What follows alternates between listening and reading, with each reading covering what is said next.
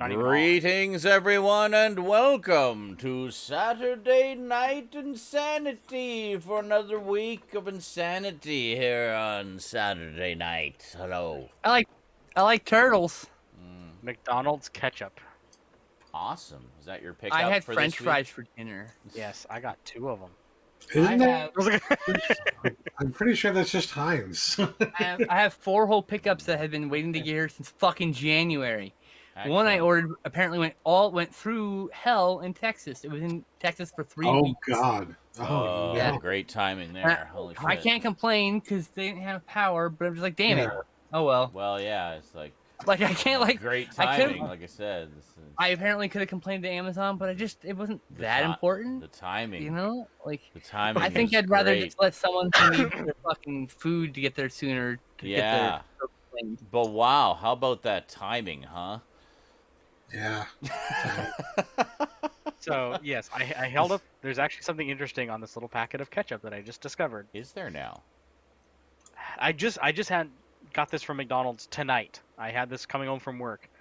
The copyright date on this is from 2016. You know, it just gets better with age. It's like a fine Yes, I wine. Well, now it's not plastic wrap; it's foil seal. 'Cause plastic's It not an oxygen barrier, so It's still that actually still could be really good. Still good. When you open it, if it's the right color and doesn't smell off, it's probably fine. yeah, I mean, And I mean, it's I'm just kind of surprised that it has. it's also 2016. so loaded with preservatives. It's ridiculous. Like McDonald's Yeah. ketchup will survive the apocalypse. That's what the cockroaches will be Probably. eating. They won't. There's too much salt. It'll be Ugh.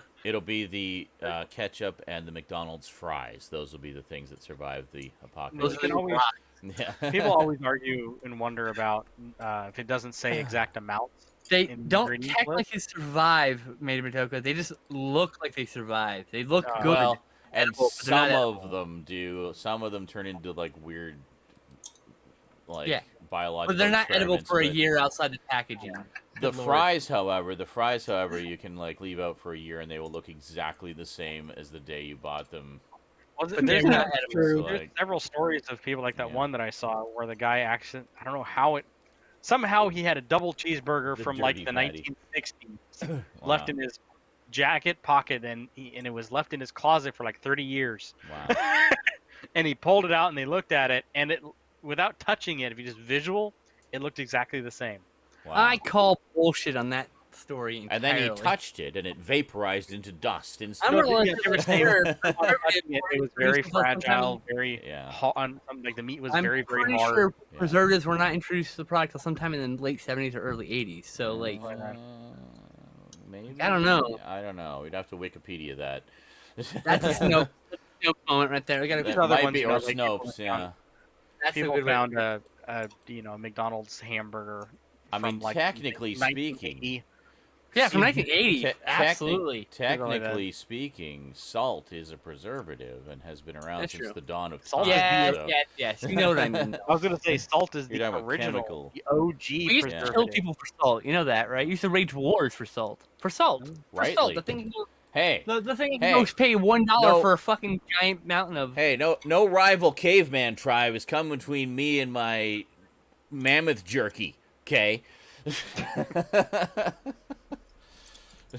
That's good eating. So, It's literally just a rock. I mean, keep in mind, none of us are experts. bringing We up don't my know can of what we're talking cashews again. Cashews with Mm. sea salt. Hey, Cashew! that's the good shit. Yeah. 1990, Banana. what? 1996. No, there's no way preservatives were Wow. introduced in 1996. about. Yeah, McDonald's. You're an I'm idiot. pretty sure it was sooner than that. There's no way. Semen salt. I know to all you young people, 1996 seems like a long time ago, but it really wasn't in the grand scheme of things. No. No way it was 1996. Doesn't Please seem that keep long telling us that Now I'm wasn't gonna have very, to a Google very it. long time ago. When did McDonald's Switch start to sawdust in their adding burgers. Oh God! No Preserve- sawdust in their. They also proved wholeheartedly that their McNuggets are not made out of pink goop. Yes. Lovely. Yes, that picture that was floating around that was showing this pink slime Oh. that was coming out of a tube or something. They Yeah. said the picture was actually coming from like some kind of So Like, plastic mold yeah. company that was Since- making I don't know what. since 2018, they've been free of all artificial preservatives. So, Uh-huh. Uh-huh. but uses like just natural preservatives, so like I salt. was gonna say doesn't say Okay, they're yeah. not using preservatives. Yeah. Well, I know Using salt's natural- been a prime ingredient since forever for Yeah. McDonald's food. Well, any fast food. I know they're also using different kinds of oil that are Hmm. slightly healthier. I see. Yeah, they're using like peanut oil and all these other different You ones. could use But, extra virgin There's no way olive they're oil. ever going to use. There's no way they're olive oil. Fucking no way. No. It's You too can't- expensive. you- No fucking way. It's not expensive, and you can't. I mean, you can, but it doesn't come out very well. You can't really deep fry an extra virgin olive oil. No, you want to You use can pan fry and shallow fry, but for deep frying canola oil is the way to go. canola there. or any That's if you good don't want to shit. impart any flavor, any kind of neutral oil or like a vegetable oil, Can't any kind find of vegetable oil, really. anything about the first. They keep telling me about when they changed it. Oh. Like, that's fucking great. Great. I'm glad your PR machine's working. So I am trying to find. 2018, that's when they first started using preservatives. There we go. Oh, here's the truth. We'll remove some artificial preservatives. Uh-huh. Ah. I see. When did they stop using MSG? Oh, that was the only. There's myths about it being like bad for you or whatever, Yeah, which kind of sucks. which Uh, wasn't true at all. I don't By know. the way, Chinese It food wasn't- uses it quite a bit. It wasn't completely true and untrue. There were cases Good of ol'. people, and like anything else, people do have adverse effects to natural ingredients or whatever, Yeah, like there's that. food allergies. and anything shit, else. but- But yeah, it was a product of the time, and it was, they saw where it was mostly being used and blamed them, as we can kind of relate to today with a certain virus. Mhm. Same fucking thing. But cannot find the information. It literally will not show me anything but the new stuff.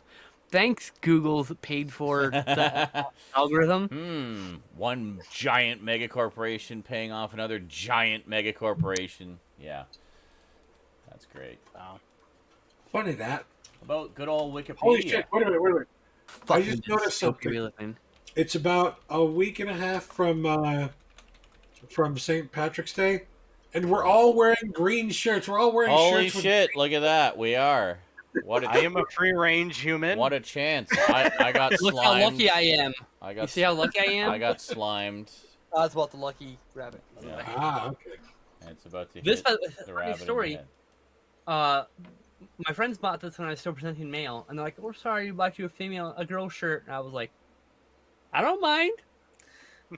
And so he's like, "Oh yeah." See, and they're like, "Oh, so we got you a good thing." Like, yeah, I didn't want to say. I was still in the closet, but yeah, girl shirt was great. I liked it. This is such a big shirt, though. I wear it like a night shirt. See, or I'll let it droop down one shoulder and be all sexy and sultry.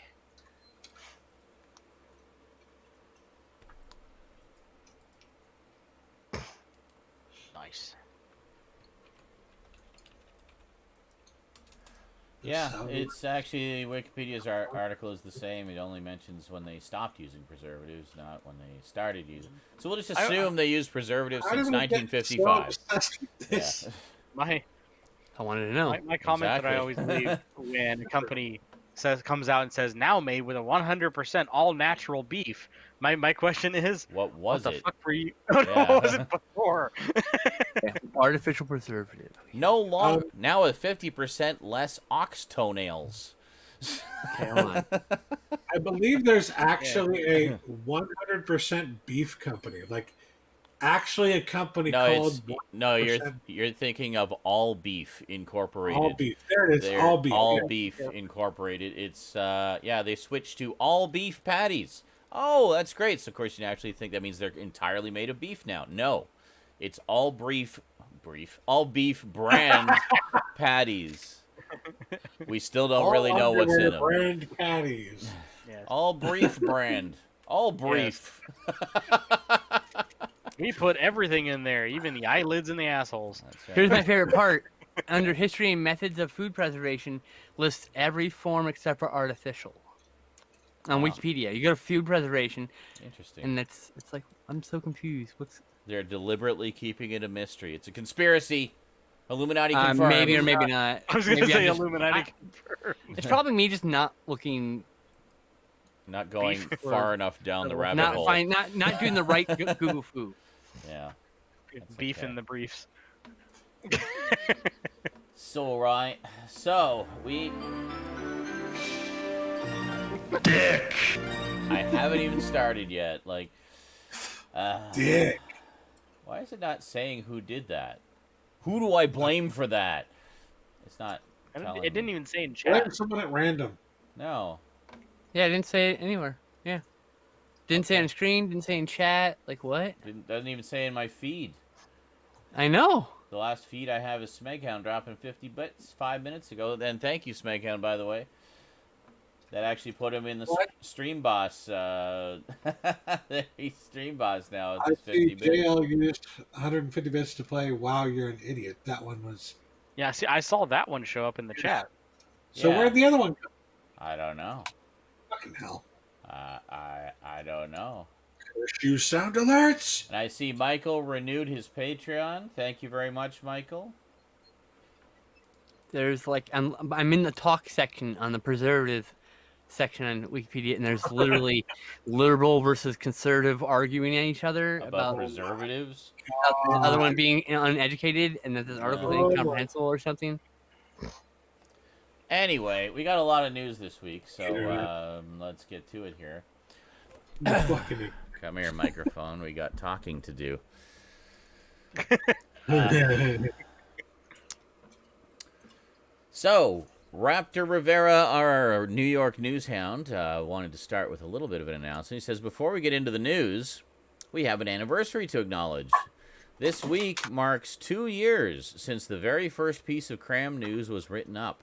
I can't thank you all of you enough. From Sean's blessing to let me put out the news every week to my fellow newshound garbage gamer killing it every week with the gaming news.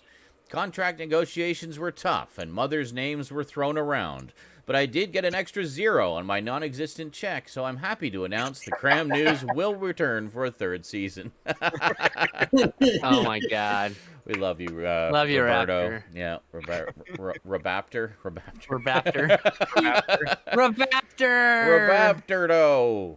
All right. So trailers this week. Obviously to tie in with the new movie coming out and the increased interest in the franchise anew. Official trailer for the horror documentary, The Complete History of Candyman. The documentary aims to come full circle by analyzing the symbiotic relationship between the horror genre and the African-American experience, and how Spike Lee's masterpiece, Do the Right Thing, became the bracing model for how the studio system packaged contemporary racial issues in a manner that startlingly reflects the ability of viewers to think for themselves, leading to the birth of Bernard Rose's Candyman and its sequels. I Very liked nice. all those things talked about. The movies are all good, so Yeah. yes, that's great. I cannot wait to watch Yeah, that. and I just got the 3 Candyman movies, which I've never seen. I've never seen any of them, so I'm looking Maybe forward to someone checking them released out. a one on Blu-ray, and I can finally buy it. Yes. Well, I didn't want to wait on the Shout Factory ones because they were all going out of print. So Yeah, I yeah. got the first 2, but like Oh, okay. I the thought you third meant. one. Okay.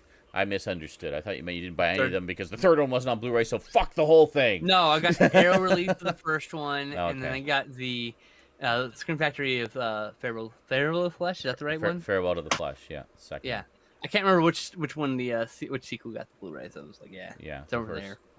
First 2, and then the 3rd is on good old full frame DVD. I remember the second one being pretty good, but I hadn't seen it in forever. So Yeah. anyway, I haven't seen them ever, so I look forward to watching them before the new one comes out, and maybe doing some reviews of them. Maybe. Stay tuned. Official trailer for the Netflix original documentary Operation Varsity Blues, the college admissions scandal, premiering March 17th. Reenactments drive this documentary, investigating the mastermind behind a scam to get the kids of rich and famous families into top U.S. universities. I remember this. Starring Matthew Modine in the leading role. Very nice. Let's move the camera over here while we do that. I can put my spooky lights on, too. Just be a second. Lifestyles of the rich and the famous. That fucking song. Just a little bit of ambiance in the background, you know. Just a little bit. A little Beyond. a little bit of ambiance. Oh, did we just get the alert? We just got the alert that JL played Dick. Oh. All right. Oh my god, is that what that was? I thought another No. one got bought. No. Oh wow, that's a long ass time. That's an easy 10 minutes, I think. All right. Anyway, let's carry on here. Official trailer for the Shudder film Stay Out of the Attic, premiering March 11th. A diverse group of ex-cons turned movers are convinced by their creepy client, Vern Muller, to pull an all-nighter for a generous pay bump. As the night progresses and rooms are cleared, they slowly uncover the horrors that exist inside his old Victorian mansion. Very Ooh. nice. That sounds good. Official teaser for the HBO original series Made for Love, premiering April 1st. The show follows Hazel Green, a 30-something woman on the run after 10 years in a suffocating marriage to Byron Gogol, an unstable, needy, possibly sociopathic tech billionaire. Soon she discovers that her husband has implanted a revolutionary monitoring device, the Made for Love chip, in her brain, allowing him to track her, watch her, and know her thoughts and feelings as she tries to stay alive. Well, that sounds intense. Yes.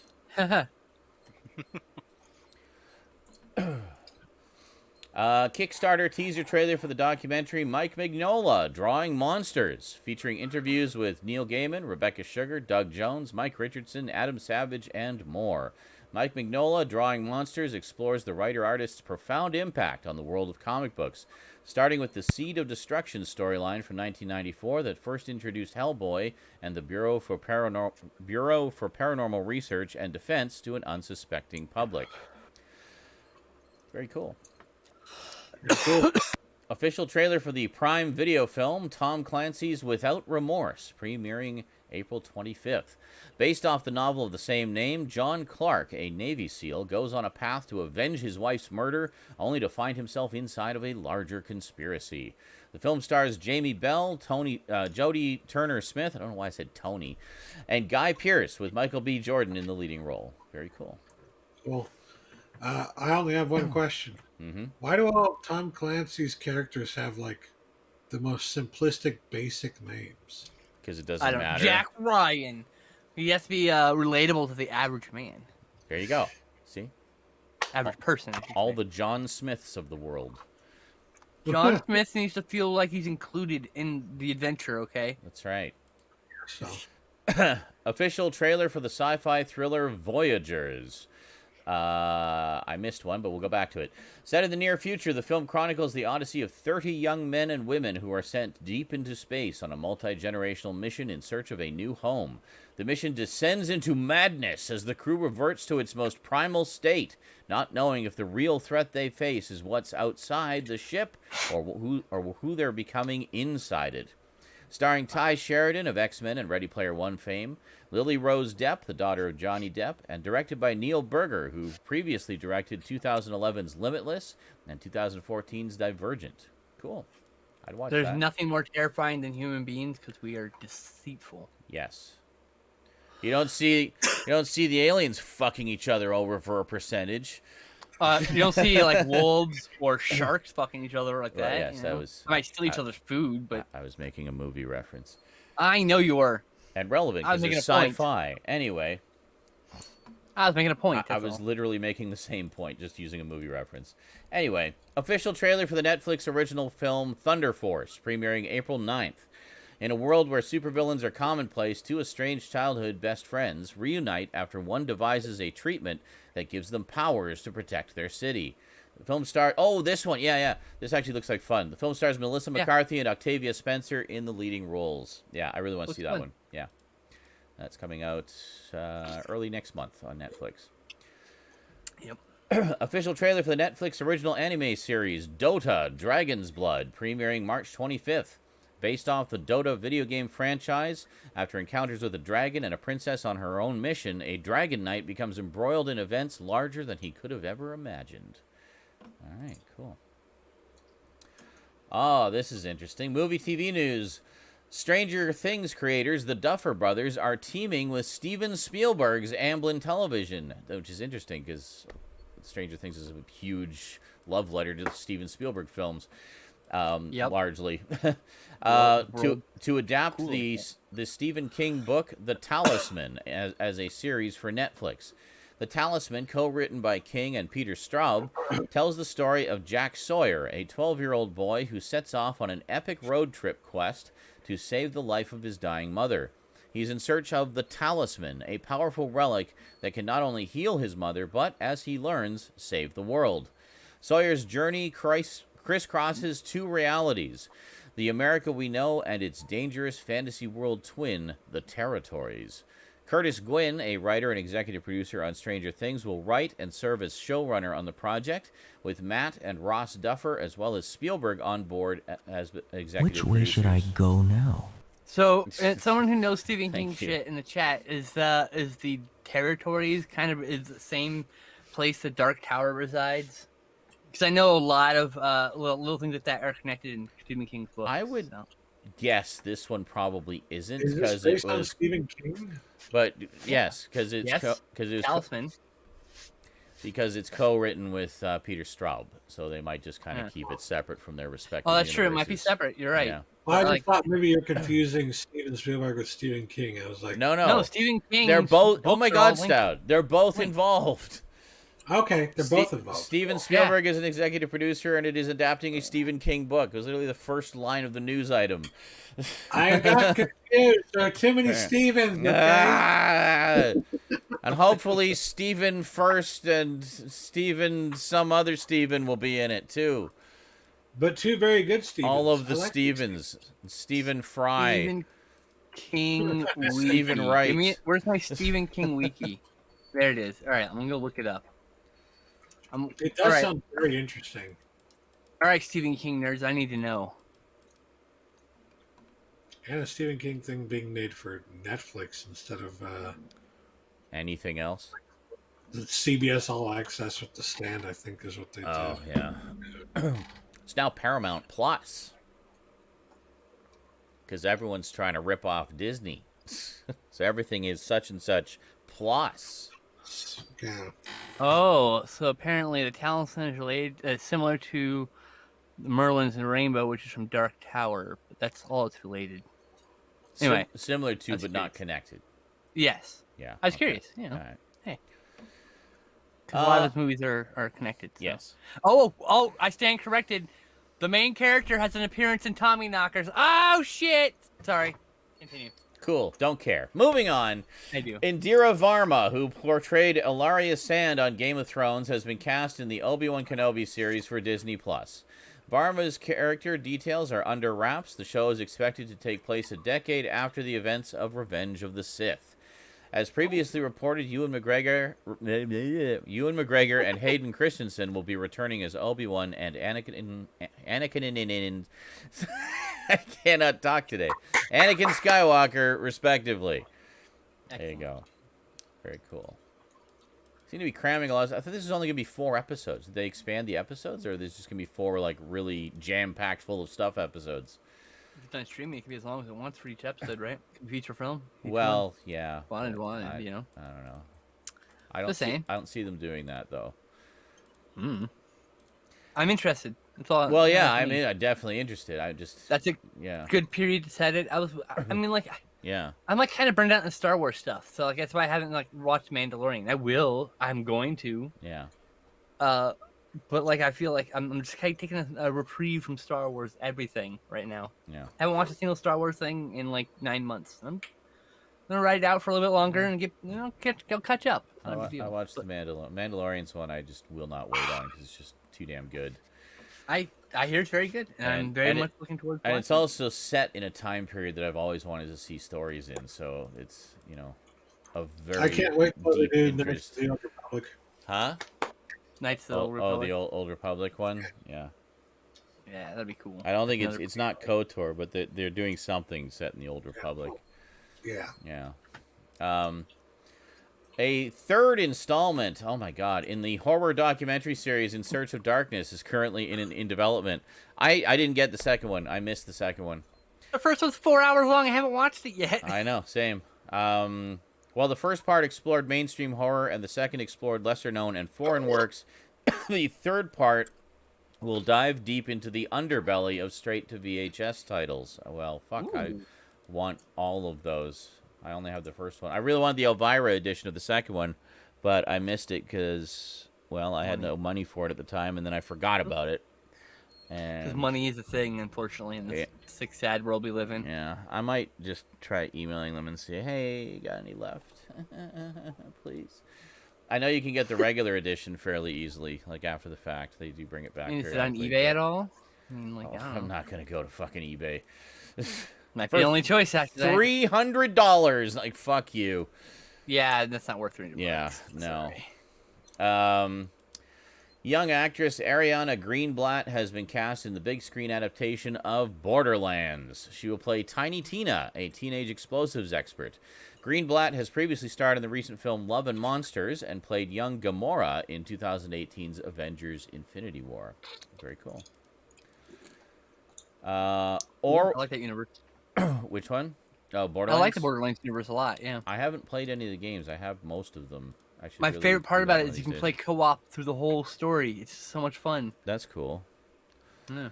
Anyway. Anyway, Orwo Studios and Black Hanger Studios have acquired remake rights to the 1984 slasher film Silent Night, Deadly Night. The original film's producers Again. Scott Schneid and Dennis Whitehead are also on board with a planned release date in 2022. Silent Night, Deadly Night tells the story of a child who is traumatized after seeing his parents killed by a man dressed as Santa Claus. Years later, he dons a Santa suit himself and gets bloody revenge.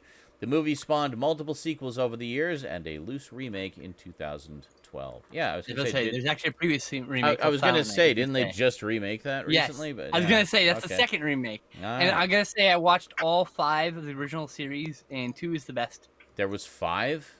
Yes. I thought there was like 3. Initiation, Toy Maker, and I can't remember the 5th one. All right, cool. Hey, Scream Factory, remember- give us one of those I remember. handy-dandy convenient franchise collections. Well, the 3, 4, and 5 were in a triple pack from Lionsgate, and Yeah. 1 and 2 were from Scream Factory. Anchor Bay. Well, I'm on DVD back in the day, so Oh, they're Anchor Bay titles or whatever. They've been since released on Blu-ray by Scream Factory. I have Right, I so- have the second one. I don't have the first one. Yeah, I don't know if anyone gets deals with Artisan, because that's basically who has the rights to that, Yeah, which is Lionsgate. I don't know what they do with licensing. I know they license some things, so it's possible. I don't know. Devon Sawa of Final Destination fame and Jennifer Tilly have both been cast in the upcoming Child's Play television series for Sci-Fi. Nice. Yeah.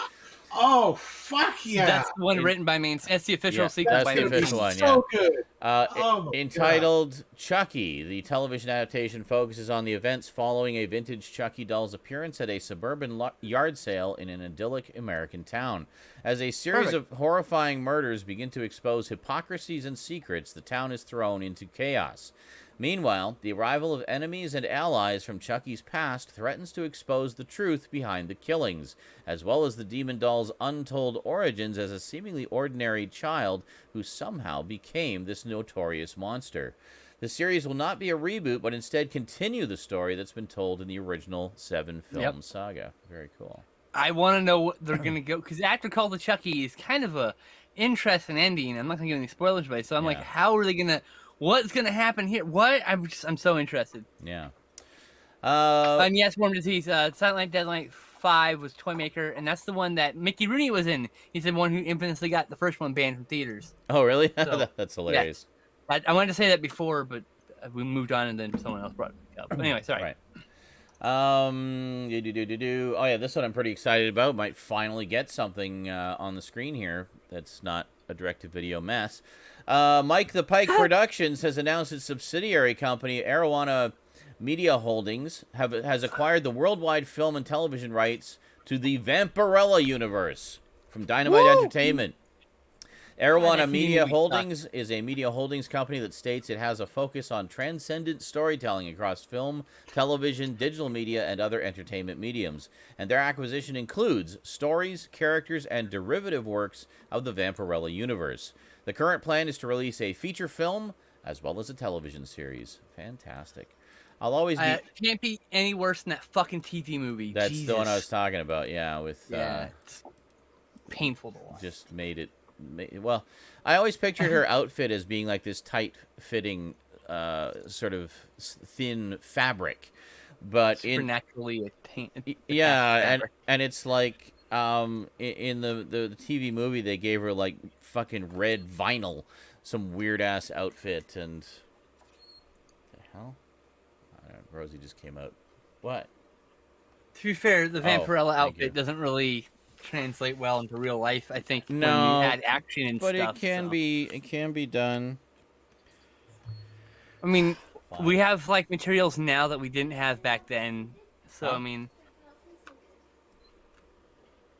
that's a big thing that people don't understand. Like in the '80s, Very cute. we had Very cute. this set of like materials to build stuff with, and since then we've had 30 years of tinkering from the people who were working with that stuff, and we actually had like new, more advanced materials, and so Yeah. like we have like clothes that you can basically like physically attach to your body, and like it's like There's some wild something. ass shit you can do. So I mean, like I mean, if they could make it more realistic. I just want a good story. I don't care if she. I looks want like a good fucking story, but I mean, in terms of the outfit, I mean, just do a bit of research first, figure it out. Look at the. I mean, there's so much artwork to use as a basis for how to develop that outfit and make it work.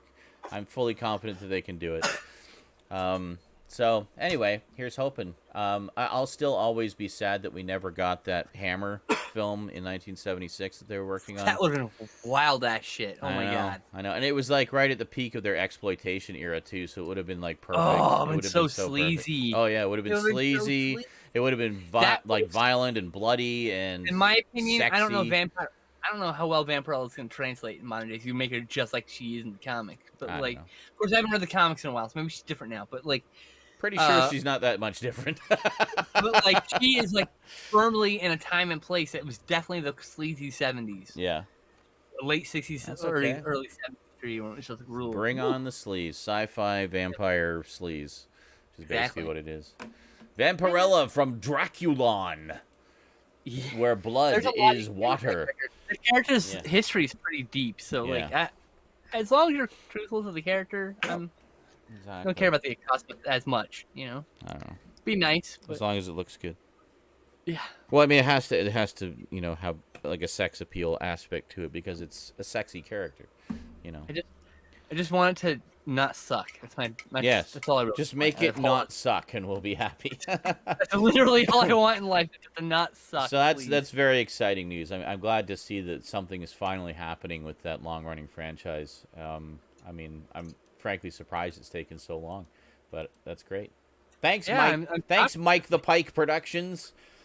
I've never heard of you before. Neither and have I. transcendent filmmaking makes me think of Neil Breen. But Sorry. we're watching you. We're watching you. Maybe not the image you want.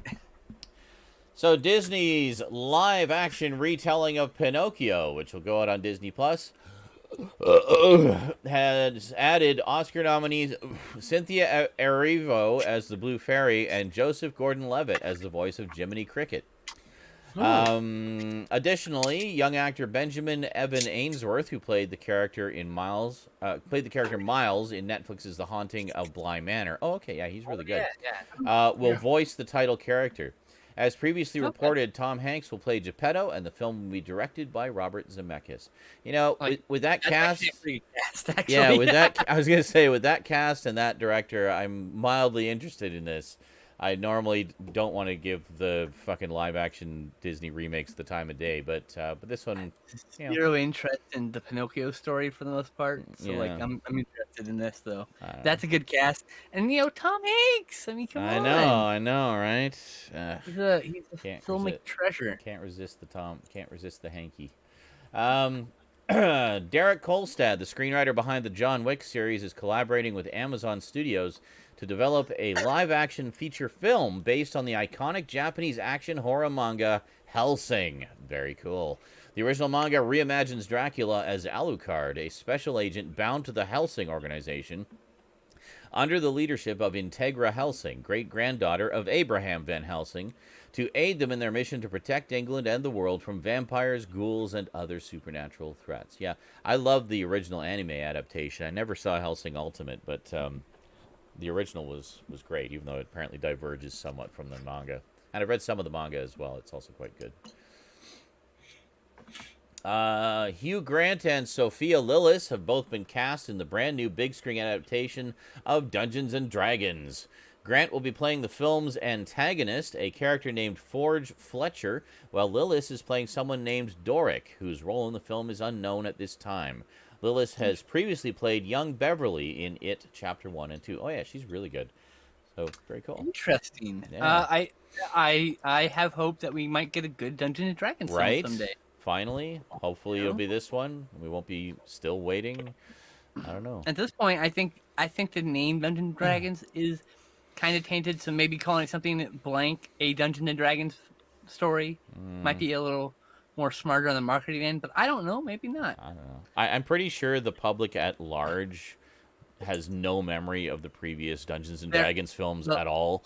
The last one came out in 2012, I think, or Yeah. 2014. Yeah. Book of Wild Darkness. I haven't seen it yet. I haven't prepared to watch with Justin because it's part of the whole I cycle. heard that one was do the same better thing. than the older one, but I haven't seen any of them, so... I just saw going by. Dungeons and Dragons in theater. Okay, Oh, there's wow. a moment in that movie makes you go, "What? What just happened?" And The best thing I saw about that was in the new Dungeons and Dragons movie, they should have a main character get killed, and then in the very next scene, the characters meet a new character played by the same actor. That's exactly. Yes. No, it's like, yes, do that. That person, or I would probably do is Completely I new, would, like, halfway unrelated through character. the movie, the bad guy would kill this character, Mm-hmm. and then literally the same actor, like 10 minutes later in the movie, would just show up as a new character. Yeah. That's what I would do. Yeah, well, yeah, exactly. Like just a, I mean, like I would give them time to breathe and grieve, and then like just a moment. then Yeah. it's been a couple weeks later, and then there's a new person they run into that looks just suspiciously like the same actor Suspiciously the same, yeah. with like fake beard and everything. Oh, I'm not a You know. bard. I'm a minstrel. Oh, Oh, a subtle difference. that's completely different. Yeah. That's great. No, I'm a troubadour. I'm a troubadour. That'd be the third Special incarnation. Yeah. I was a bard once. Special class called troubadour. It's an epic level. Oh Lord. Oh boy. Veteran director Gore Verbinski, director of 2002's The Ring, 2011's Rango, and 2003's Pirates of the Caribbean, is teaming with original Utopia creator Dennis Kelly on a feature adaptation of George R.R. Martin's 1979 novelette Sand Kings that is currently in the works at Netflix. The plot follows a wealthy playboy named Simon Kress who collects dangerous exotic animals. Kress stumbles across a mysterious establishment called Woe and Shade, where he purchases a terrarium filled with 4 colonies of creatures called Sand Kings, which will grow to fill... Oh, yeah, I thought this sounded familiar. Which will grow to fill whatever environment they're kept in. The Sand Kings eventually escape Simon's terrarium and begin to take over his house, as their hunger and his desperation intensifies. Sand Kings was previously adapted in 1995 as a TV movie starring Beau Bridges that ultimately served as the first episode of the Outer Limits relaunch. I was going to say, I thought that sounded really familiar. Yes. I think I have seen that. Oh shit, that's the Outer Limits. I gotta say, That was a great Our very episode, own- too. our very own Princess Strike is very excited to see this. Yeah. She was like That was... very stoked. I remember seeing that when it premiered, and I was like, "Wow, that was really good and like really intense." And Beau Bridges was awesome in it. So I have the first. I might actually rewatch that. That was really good. Anyway, Berlin-based Rise Pictures and Simon Says Pictures in Stuttgart are partnering on a new dark supernatural comedy series about a secretive multinational corporation established by the Grim Reaper in an effort to more efficiently collect the souls of the dearly departed. Grim Incorporated revolves around the mysterious enterprise founded by Death some 70 years ago. At his limits, following 2 world wars and facing the exponential population growth that reached unimaginable proportions in the 1950s, the industrious Grim Reaper decides to start the company and outsource his work. Very cool. That kind of reminds me of the old TV series of Mandy Patinkin, Dead Like Me. Did you guys ever see that? Yeah. That was a great show. Yep. Yeah. That's the one where the lady got killed by the toilet seat from Yes. the It space station. fell out of I an meant- airplane or something. Yeah. Oh, I thought the space station ran entering. Wasn't the space station burning up in atmosphere? I and the honestly toilet seat couldn't hit her? tell you. I thought it was an airplane, but it's been Anyway. literally almost 20 years since I saw it. Yeah, so. right. Yeah, exactly. But I remember the end of that show being very, very powerful. It was very good. I don't think I ever saw the ending. I saw the first season. I don't think I saw the second season or the wrap up they did. They did a movie, I think, that wrapped it up. But I remember really liking it. It was very good. Dark humor abound. So yeah, I like the idea of this one. I like the whole idea of like a company of Grim Reapers out there harvesting all the dead people and helping them on their merry way to the afterlife. Okay, already sold. A24 and Ari Aster sold. Just sold. I don't even need to read anymore. Just my sold. money. Just take it all. Take my money. Take it. Will re-team to produce the filmmaker's next outing, Disappointment Boulevard, with Joaquin Phoenix. Well, triple sold now. Jesus Christ. Signed on in the leading role. Details are being kept under wraps for the project, written and directed by Aster, but the plot is described as an intimate, decades-spanning portrait of one of the most successful entrepreneurs of all time. Previously, Aster has directed 2 major hits in the horror genre, 2018's Hereditary and 2019's Midsummer. Yeah, Interesting. I am down for anything from Ari That makes Aster me after wanna those rewatch 2. The Master now. Speaking of quasi biopics. No, okay. So wait, is this gonna be a biopic about Jeff Bezos, but I actually be calling him Jeff Bezos? Well, it's gonna That's be... what The Master was. It was L. Ron Hubbard actually calling L. Ron Hubbard. Yeah. Okay, yeah. So I love The Master. It's such a great it'll movie, probably by the be way. something along those lines where it's like I hope clearly so. about Citizen Kane someone. I was just gonna say It's like Citizen Citizen Kane, yeah, but not Precisely. naming them. Yeah. I hope wait, so. I like stuff like that. John, you haven't seen The Master yet? I have not seen The Master. No. Oh, you should. It's one of the last great performances of Philip Seymour Hoffman. Yeah. Oh, Yes. really? Oh, okay. Well, He so- is tremendous in that movie. yeah. Well, Oh my god. he's always tremendous. He was like just. I don't think I ever disliked a single one of his performances that I ever saw. He should have so- won an Oscar. Yeah, he really should have. More So- than one. He so should have won rid- like 10 Oscars. Oh, he was ridiculously talented. He should have won the supporting actor or male supporting actor Oscar like 10 times. Like he was so good in like so many movies. As the guy who just yells in the background and supports the main character. Mhm. And without him there, that movie wouldn't have the same resonance. It's Yeah. just- And unless we forget his most important role in Twister. Food. Food. Food. On a serious note, though, one I role forget that that. I'll never forget him in was playing Truman Capote. Yes. Mhm. That's one of the ones I Truman need to Capote. see. In Capote. Truman Capote. Capote. Truman Capote. Yeah, Capote. But it was astonishing on how good. accurate he played that character. Yeah, I think he actually did It was win an award. scarily accurate. yeah. He won some awards, but like, yeah. Oh, and Punch from not Glove, enough. right? Yeah. And what was that one where he's like the guy working for the CIA? And he's Oh, like, that's Stoud's favorite movie. Yeah. The title Which one? eludes me. Charlie Wilson's War. Charlie Yes, Wilson's Charlie War. Wilson's That's War. the one. Yeah. oh my god, Where he plays his- Gust. His name is Gust. I There's a absolutely moment hate that the message of it. It's like politically, I fucking hate the political message of the movie. Yeah. yeah. But it's Doesn't such matter. a good movie. It's Yeah, so good. Like Sean Mhm. recently retweeted a post about Yes. Seymour Hoffman in that movie, and it reminded It me. was. Oh my god. Well, that's what it was because that was how Stout introduced me to Philip Seymour Hoffman in that movie. He did a reenactment of the scene for the Five Awesome Studs as part of the big Five Awesome Studs Survivor event. This is going deep cuts into the Zaranyzerak channel here. So he did the reenactment, and then I looked up and I really liked his reenactment. I was like, wow, that was a really good scene. It's like, I know, you got to see the original scene. So I think you sent me the movie, if I'm not mistaken, Stout. You sent me like the DVD of the movie. Sent me Charlie Wilson's And, Lower also. yeah, and I watched it almost immediately, and when it got to that scene, I was like, oh my god, this is the scene, and it was like just so good.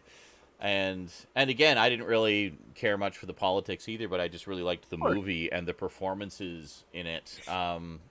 You know, it was just great. Some fine acting, fine actors doing that acting thing. But, yeah, you sent me the Blu-ray. Dang.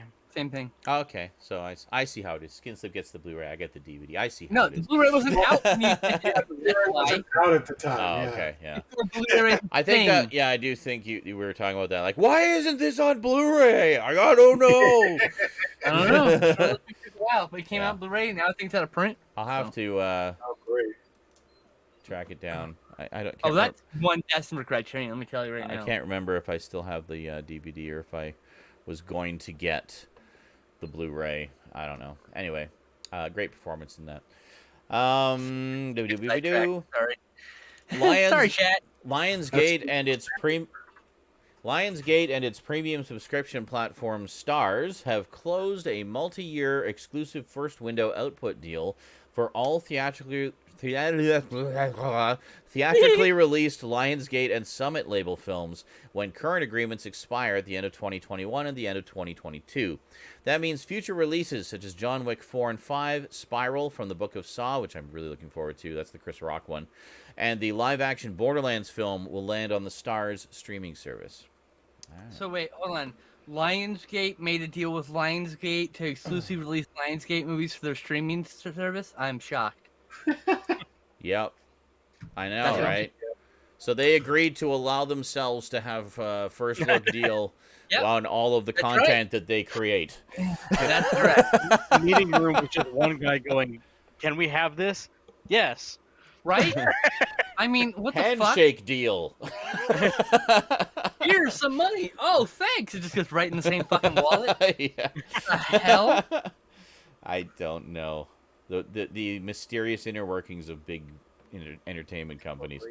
Scary. After airing just one episode, this is how massive the response was to this thing. The CW has renewed Superman and Lois for a second season. Boom. Cool. Done. Yeah. Everyone likes it. It's apparently great. But I haven't watched it, but I might check out the first couple episodes. Just give it a Me, look. I only want to see right now. I want to see Swamp. I want to see Swamp Thing, Oh, yes, Doom Patrol, please. and Stargirl. I don't really care about much else right now. What about Titans? You gotta see Titans too. Eventually.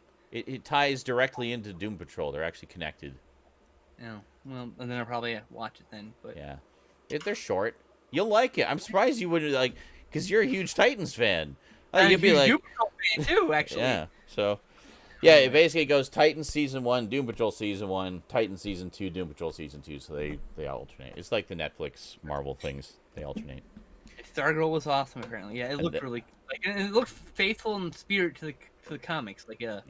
the stars and stripes, like Yeah. the way they interacted and the way they The looked. The costume looks so good. I'm like, okay. Swamp Thing Yeah. is amazing, as I've said That might countless get times. But a new season. I hope so. I fucking hope Yeah. so. Currently, that's the thing that might happen. It did really well when they repeated it on CW, apparently. So Streams really well on their yeah. on the service or whatever, and then I guess guess the sales I'm assuming the Blu-rays sold really well. yeah, I need to buy the Blu-ray. It's actually one of the ones I want to get because it's standalone. It doesn't just nothing. It's its Yeah. own thing. It's a great show. Yeah. It was. Yeah, I really enjoyed it. I mean, as a huge fan of the character and the lore. Yeah, see, you saying it was good means that I definitely should check it out. I Yeah. mean, Yeah, because it touched on so many parts of Swamp Thing lore and just kind of amalgamated them into its own thing that was still true to the spirit of the old ones and the less old ones. So it has stuff from Len Wein, Bernie Wrightson, has stuff from Martin Pascoe, has stuff from Alan Moore, all smushed in there together in this beautiful stew of Swamp Thingy, swampy goodness. So yeah, very good. right back.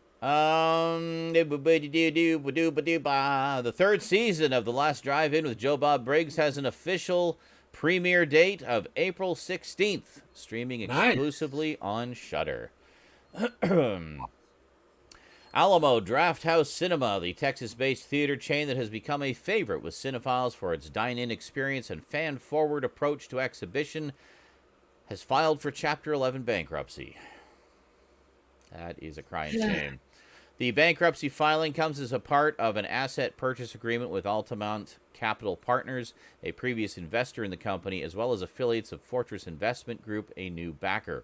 The company says that operations will continue as normal, and the Chapter 11 process and sale will give it the capital it needs to continue operating as it emerges from a public health crisis that left many of its locations closed for months. Okay, so Chapter 11 doesn't necessarily mean they're going out of business. It means they're trying to consolidate their debts and pay things and just stay afloat. Pretty much. So it can be good. It can be good, and it sounds like they've got a plan there. They want to keep it going, obviously. So Yeah, they'd Good. rather accept the default and then just start from there. yeah, exactly. So A lot of companies have done that over the years. In streaming news, the following premiered or ended on their respective channels or streaming services this week. The 9th and final episode of Marvel's WandaVision hit Disney+. So that's it. If you've been waiting to binge it, you can binge it now. I haven't seen it yet. neither have I was kind of waiting for it to be done so I could just binge all 9 episodes. So, yeah. I hear it's great. I hear it's a lot of fun. Coming to America, the long-awaited sequel starring Eddie Murphy and Arsenio Hall hit Prime Video. I think I need to do a double bill of the original and that one. I think that would be fun. Yeah, I need to see Yeah. the first one again. It's Yeah, been a while. It's been quite a while, yes. I remember loving it, though. It was so much fun. One of 6 additional episodes for the 10th season of AMC's The Walking Dead premiered on AMC. And that, I think, is going to be the final season, from what I understand. So they're kind of wrapping things up. Raya and the Last Dragon, the 59th Walt Disney animated film, hit Disney Plus with premiere access, aka an additional fee, usually about $30. The film will be available for free viewing in June. Looks good. Yeah, I'm sure It really is. does. Yeah. I mean, it's pretty standard fare, but Yeah. usually standard fare when it comes to animated Disney films have been pretty damn good. Yes, it's Disney standard fare. So, It's like, Yeah. I'll wait until that's totally free to well, free yes, to of course. Disney. That's only a few months away. That's not too bad.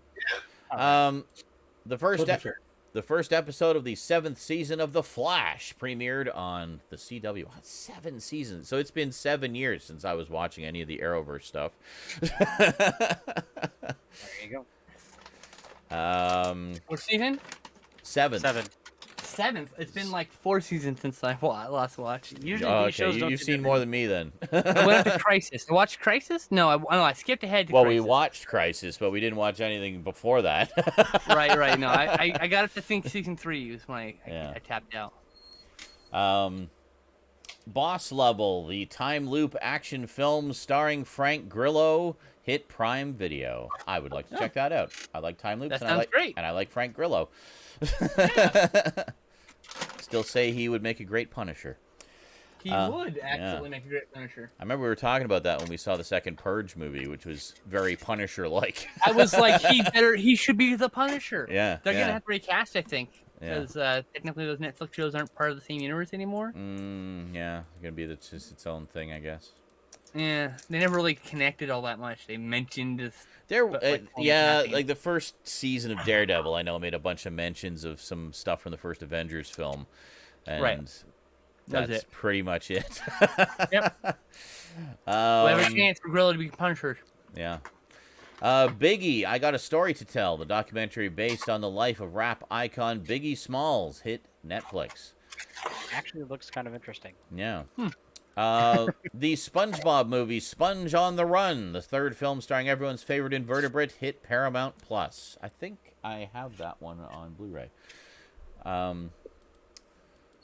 Pacific Rim, The Black, the anime series set in the Pacific Rim universe, hit Netflix. Well, shit, I didn't even know that was happening. I'm going to have to watch that. That came out today? Oh, fuck. I probably I know what I'm heard watching. about it in the news at some point and then forgot, but yep. Yeah, we talked about it a couple weeks ago. Putting that straight into the queue.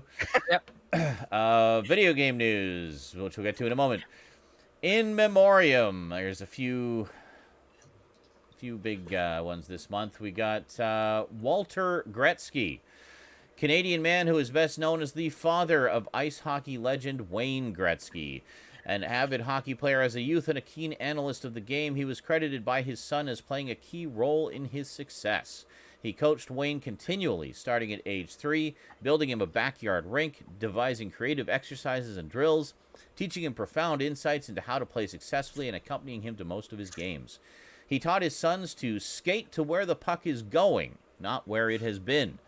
He was appointed as a member of the Order of Ontario in 2002, and in 2007 was named a member of the Order of Canada for his contributions to minor hockey in Canada and for his dedication to helping a myriad of local, provincial, and national charities. Walter made it to the ripe old age of 82. And Wayne retired from hockey about 20 years ago. I remember seeing that press conference. Yep. But we also lost Joan Weldon, actress and singer in film, television, and theater with a 27-year career between 1953 and 1980. Among her accolades and acting credits, Weldon is probably best remembered as ant specializing scientist Dr. Pat Medford in the 1954 atomic age classic Them. Joan made it to the ripe old age of 90. Yeah, that's like one of the all-time great giant insects movies. One of the original. It is, yeah. It's one I still need to get, actually. I've seen it, Me like, too. way back when I was a kid, but... I have it on DVD. I yeah, want the Blu-ray. yeah, same. I want to play my Snapper Keeper DVD. I don't even have that. I don't think I've ever actually owned it, but I remember it. Also lost Jamil French, Canadian actor with an only decade-long career between 2009 and 2019.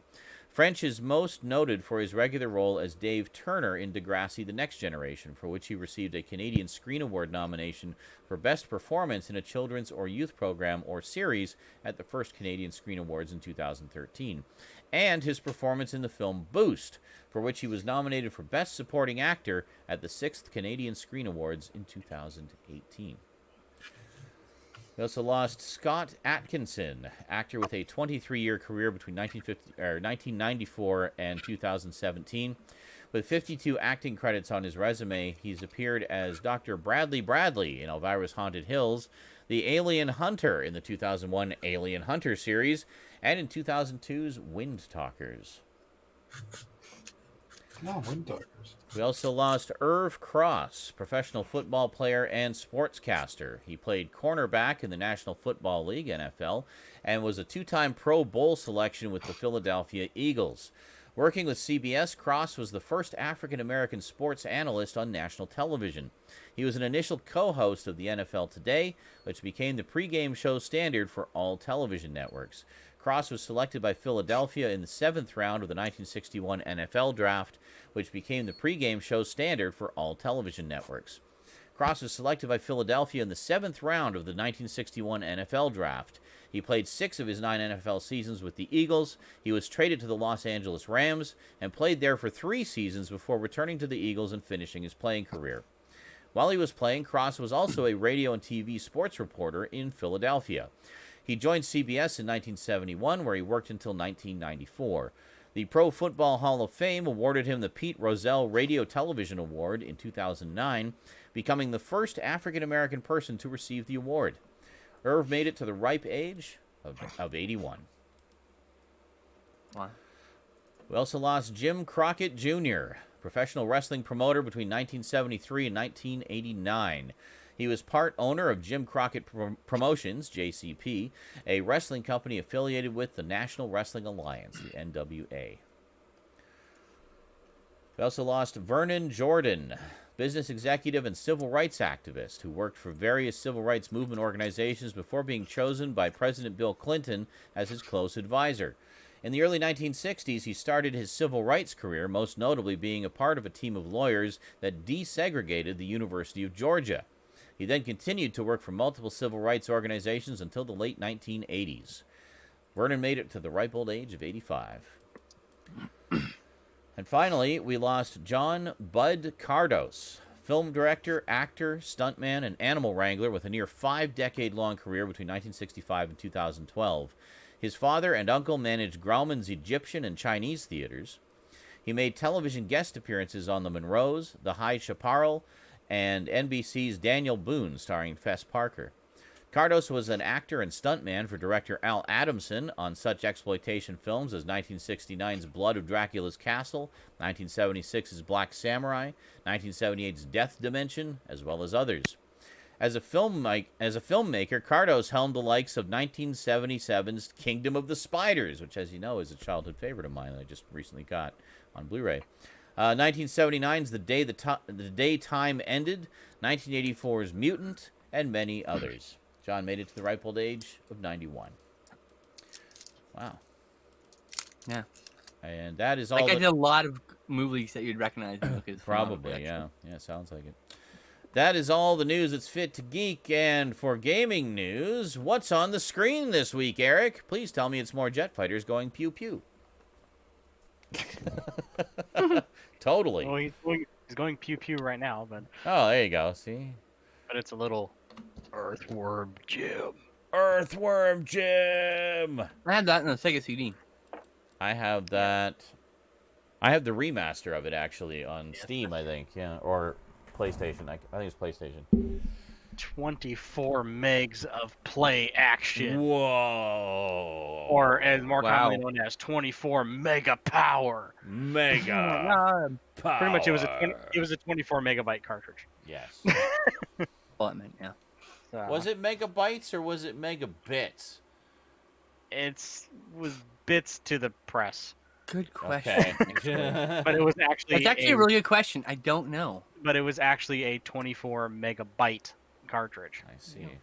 Crazy. So that was when they did like a 12 meg, a 5 meg, a 10 meg. They obviously made chips. They didn't want to overspend and make like a 50 meg cart that had a 5 meg game on it. Well, yeah. You know. I remember with the Neo Geo, that was a big selling point. It's like 60 mega cartridge. Like they really hyped up just the physical size of the cartridges, which were huge. It was like the size of a console, but it was just the cartridge, and the capacity of them. So, yeah. I think there's the clip from one of the intros of the AVGN episode where he sets one down on a scale, and the scale just starts spinning. Yeah. And he's just sitting there going. Yeah. The Neo Geo cartridges were ridiculously huge. So not a crazy amount of gaming news this week. But I did manage to scrounge up some stuff. Scrounge. Not a lot of news this week, actually. No. Things. So first thing on the list here, we got the announcement trailer for Blaster Master 03. Oh yeah, Now we've had the Blaster Master Zero series for many years now. Mm-hmm. It was obviously the first in the reboot of the original Blaster Master for the NES, and it looks great. It looks like Blaster Master. It plays the same. It's a 2D side scroller, and then it jumps into like a isometric where the character is really big. And yeah, it's just got some modern cutscenes, some modern animation in it, new graphics. Looks awesome. New story. Just looks cool. Coming out July 29th, 2021. Cool. Major Motoko says the largest Neo Geo cart was 89.5 megabytes. Jesus. 89 mega! You'll never need more memory than that. No, never. Kind of makes me wonder what game that was. I don't know. I want to say it was probably one of the later like Metal Slug titles, like Metal Slug 4. Yeah, more or something detail like in the backgrounds and scrolling, and weapons and effects and music. But yeah, so the next one, I know Skinslip posted this one in the video game section and proceeded to King of Fighters 2003. Okay, so that's a pretty late generation Neo Geo game. Almost 20 years ago, though. I know, right? It's crazy. Does not feel that long ago. I know. No, yeah. So this one was posted in the video game links section of our Discord and proceeded to jizz a billion buckets. A billion buckets. That is, we got the official announcement trailer. No official release date yet, but we did get the announcement trailer. of Gran Turismo 7. Oh yeah, I did not bet $1,000,000. Actually, I had a white number for that game. But yeah. So I yeah, turned I into Niagara looked at the Falls. trailer.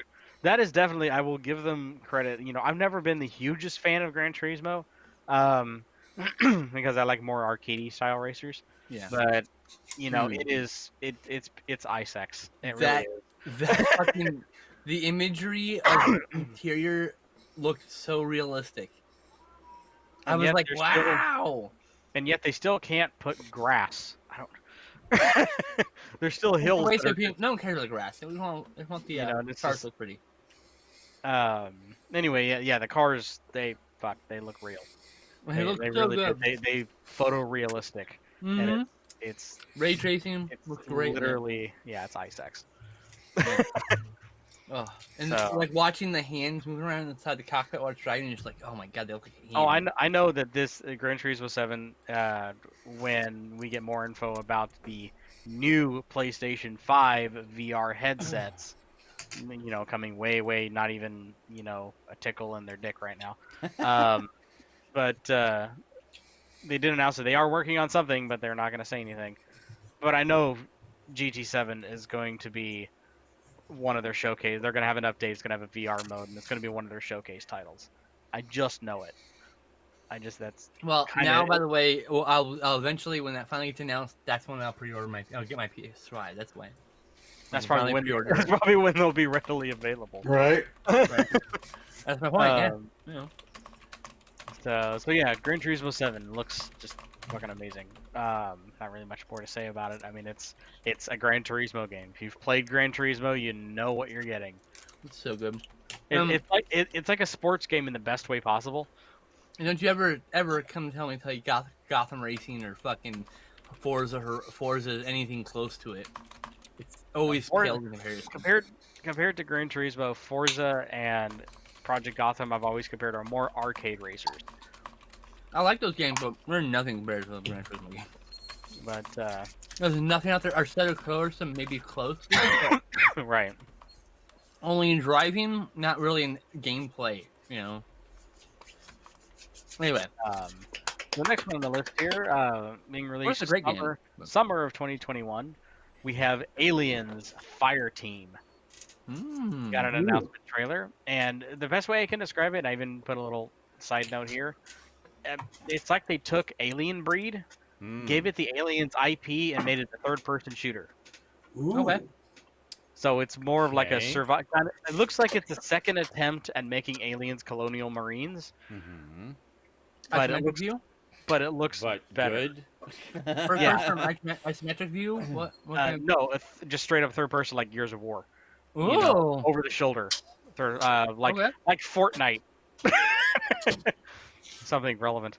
A Fortnite alien game. Well, guess what? I have an alien in Fortnite. Give me the visceral feeling.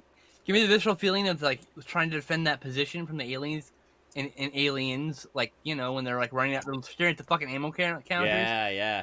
Give me that kind of feeling. That tension. Yeah. I mean, like if you go and watch the trailer, even one of the parts of the trailer, it says, do what you can.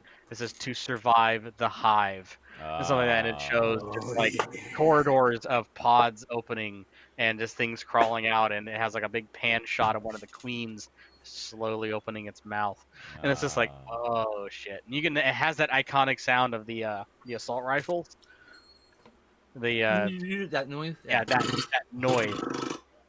So yeah, they've got the look down, they got the noise down, they got the sound, they got it all pat. They just need to make it fun to play. That was the big thing with Colonial Marines, was it just needed to be fun to play, and it just wasn't.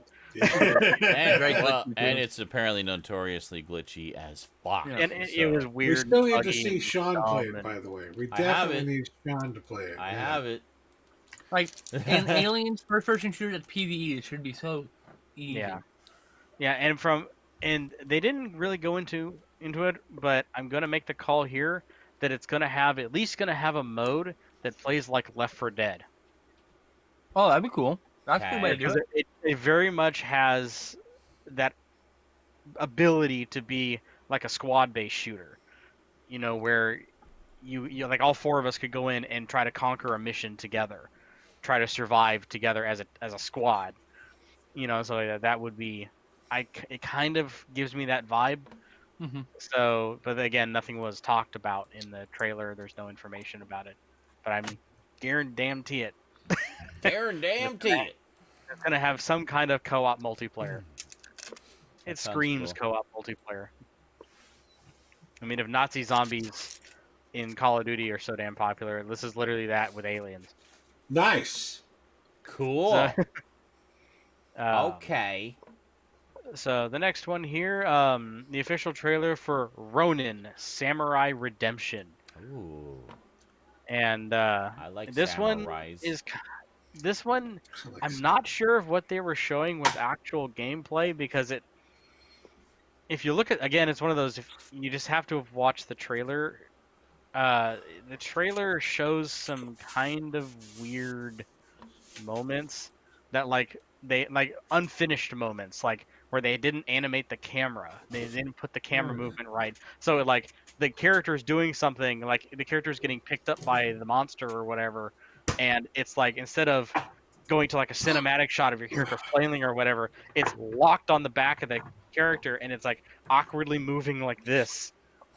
So like the character's always in the middle of the screen and like the world is moving around with it, and it's just, it looks unfinished. It looks like what we thought 3D games would look like back in the 90s in like movies. Yeah. Oh, okay. Yeah. It has that kind of look to it, and like the UI looks very. What's the best way to put it?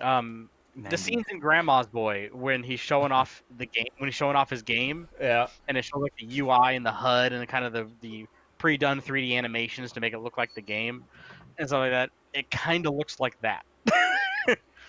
I'm sorry I came on your mom. Oh god. My sister said she was going to get me a CB radio so I could talk to other race car beds. Anyway, I've seen it in a long time. Such a funny movie. I've got it on DVD still. Glorious raunchy comedy. what's that one? He goes, "Oh, what's the character's name?" And he goes, "Oh, he sucked his first tit," and he goes, "For 16 hours." This is that whole previous scene at the party at their house. His face is just always buried in that girl's chest. She's like sitting there. The next morning, she's sitting there. His face is still there, going "woo," and she's like sitting there eating a bowl of cereal. She's just like, "How you doing?" That's funny. Yeah. Oh, it's so 16 good. hours. But anyway, have yeah, a Blu-ray? I gotta look that up. No, and it I don't pissed know. me off. That Oh, it God damn it! DVD only. We need that movie on Blu-ray. Because it has what's his name in it from Dodgeball, as the techno genius, the guy in the always wears a Peter black Cole? trench coat. Oh yeah, Dick yeah. Roll? No. Yeah, Well, at least the DVD's only like $11. yeah. It's not exactly a sought after movie, yeah. It's just not been on Blu-ray. People don't know what they're missing. I just think that there was a lot printed, and so it's not like there's like Probably. kind of saturated. Add to cart. Will buy eventually. Yeah. I'm surprised I you just, don't own I it. just, I just added John Woo's Blackjack to my cart for the Of all same the- reason. This was one of the movies that was actually introduced to me by a family member. Oh really? Yeah, my sister was just like, you got to see this movie. It's about video games. It's called Grandma's Boy. She goes, "Trust me, it's about video games." Yeah. So I watched it and I'm like, It's about "It was video the funniest games. damn thing." Trust me, it's about video games. But it is. The whole movie is about it's video just games, funny but that it's that just they had to convince you to watch it, like saying, "Trust me, it's about video games." it was like that. Well, I mean, because like she told me, she goes, "Have you seen this movie called Grandma's Boy?" And she goes, "No, don't worry, it's about video games." Yeah. God. Okay. That's what I was surprised. It's like, oh, I've never even heard of this. And then I watched it. It's like, oh, it's like about game developers and it's a raunchy comedy.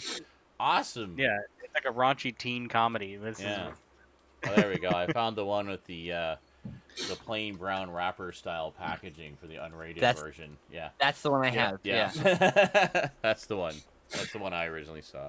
I think Borrowed the it from one a that I friend. have kind of mimics the cover to Animal House. Yes. I think it is the has that original. as well. I think it's like a slipcover Yeah. or something. But That's the my box I have is Yeah. that's Yeah. the cover. The cardboard thing is it's a slipcover. The paper bag thing. Yeah. yeah. You Yeah. pull it off. and it's- Which they did for the one episode DVD release that Family Guy. Oh, that's Um, right. The abortion really episode. Yeah. The abortion episode, yeah, Yeah. it comes with the slipcover as a paper bag. Forget what Partial that terms was. of endearment. that's Partial what it's called. terms of endearment. That's what it was. Fucking Yeah. Puritans. Yeah. Oh I no, know. it's a thing about abortion. Oh, no. Fucking hilarious episode, by the way. Oh my god. It Yes, is. but like It's great. they had to put it in a paper bag. Is it, like Well, what they was did. that? No. Everything? That's the No, no, no, no. joke. It's That's a the joke. joke. Oh, It shows like Peter, Yeah. like he looks like he's like hiding something in the back alley, and he has Yeah. like a magnifying glass or whatever, Yeah, and a it's a flashlight. joke. And then Got this plastic slipcover looks like you slipped it into a paper bag. Yeah. got it. Yeah. It's just. I thought they had to do that because of No. Oh trying no. to sell it. The only reason they did that is because they obviously got denied to show it on They, air. they couldn't air Yeah. it. That was That's the thing. bullshit. But That's yeah. puritanical They too. could air Yeah, it, but since yeah. but they're like, oh, we can't air it, but fuck, we could release it on DVD. There you go. Is it part of the season set also? No. No. It is not. No, it is a Ah. singular episode on Yeah. a one special, DVD basically. special Okay. edition set. Yeah. Just a special episode. Yeah. Yep. A very special episode of Family Ah, Guy. it is. About sad. baby murder. Yay. Oh. But anyway, so Ronin Samurai Redemption. Wow, that was a tangent and a half. Holy shit. Yeah, no kidding. We'll see. I'm kind of glad though, because I really had a hard time explaining this game.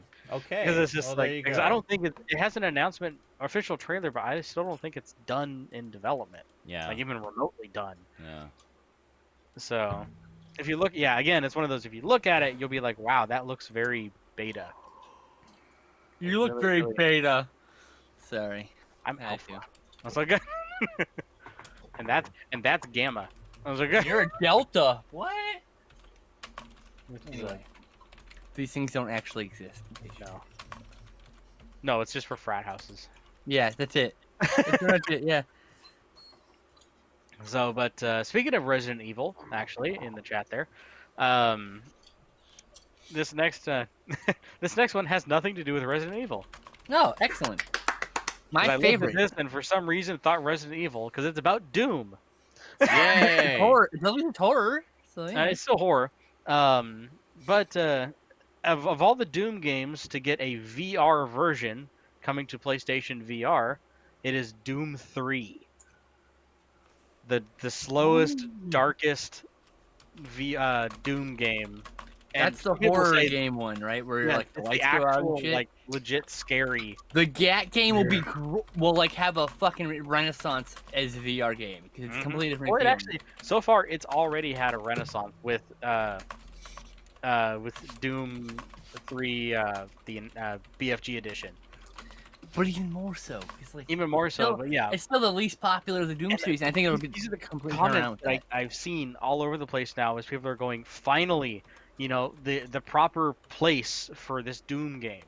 Yeah. You know, it feels like this is the kind of game that was meant for VR. You know, Mhm. it's just like, you know, yeah, the whole idea of VR for a lot of people is to set yourself in a scary situation. And this exact version of Doom was created for that situation. And I say, what are you guys talking about? They're they're having a discussion about Resident Evil while you're talking about this. So Yeah. they got You sidetracked. mentioned Resident Evil once, and then yeah. they're off on a Now tangent. it's, Someone had to have an opinion in chat. how dare you? You guys know better. You're not allowed to have opinions. I was like, But it's a silly opinion saying that Resident Evil 7 and 8 should have a third-person mode. Like, have you even played Resident Evil 7? Like, or seen me play it? It's like it is literally designed from the ground up to be a first-person experience. I mean, there's moments where characters will burst out of a doorway, grab you, and get all up in your face. What effect is that going to have in third person when you're like 6 miles behind the character at the other end of the corridor? Like, come on.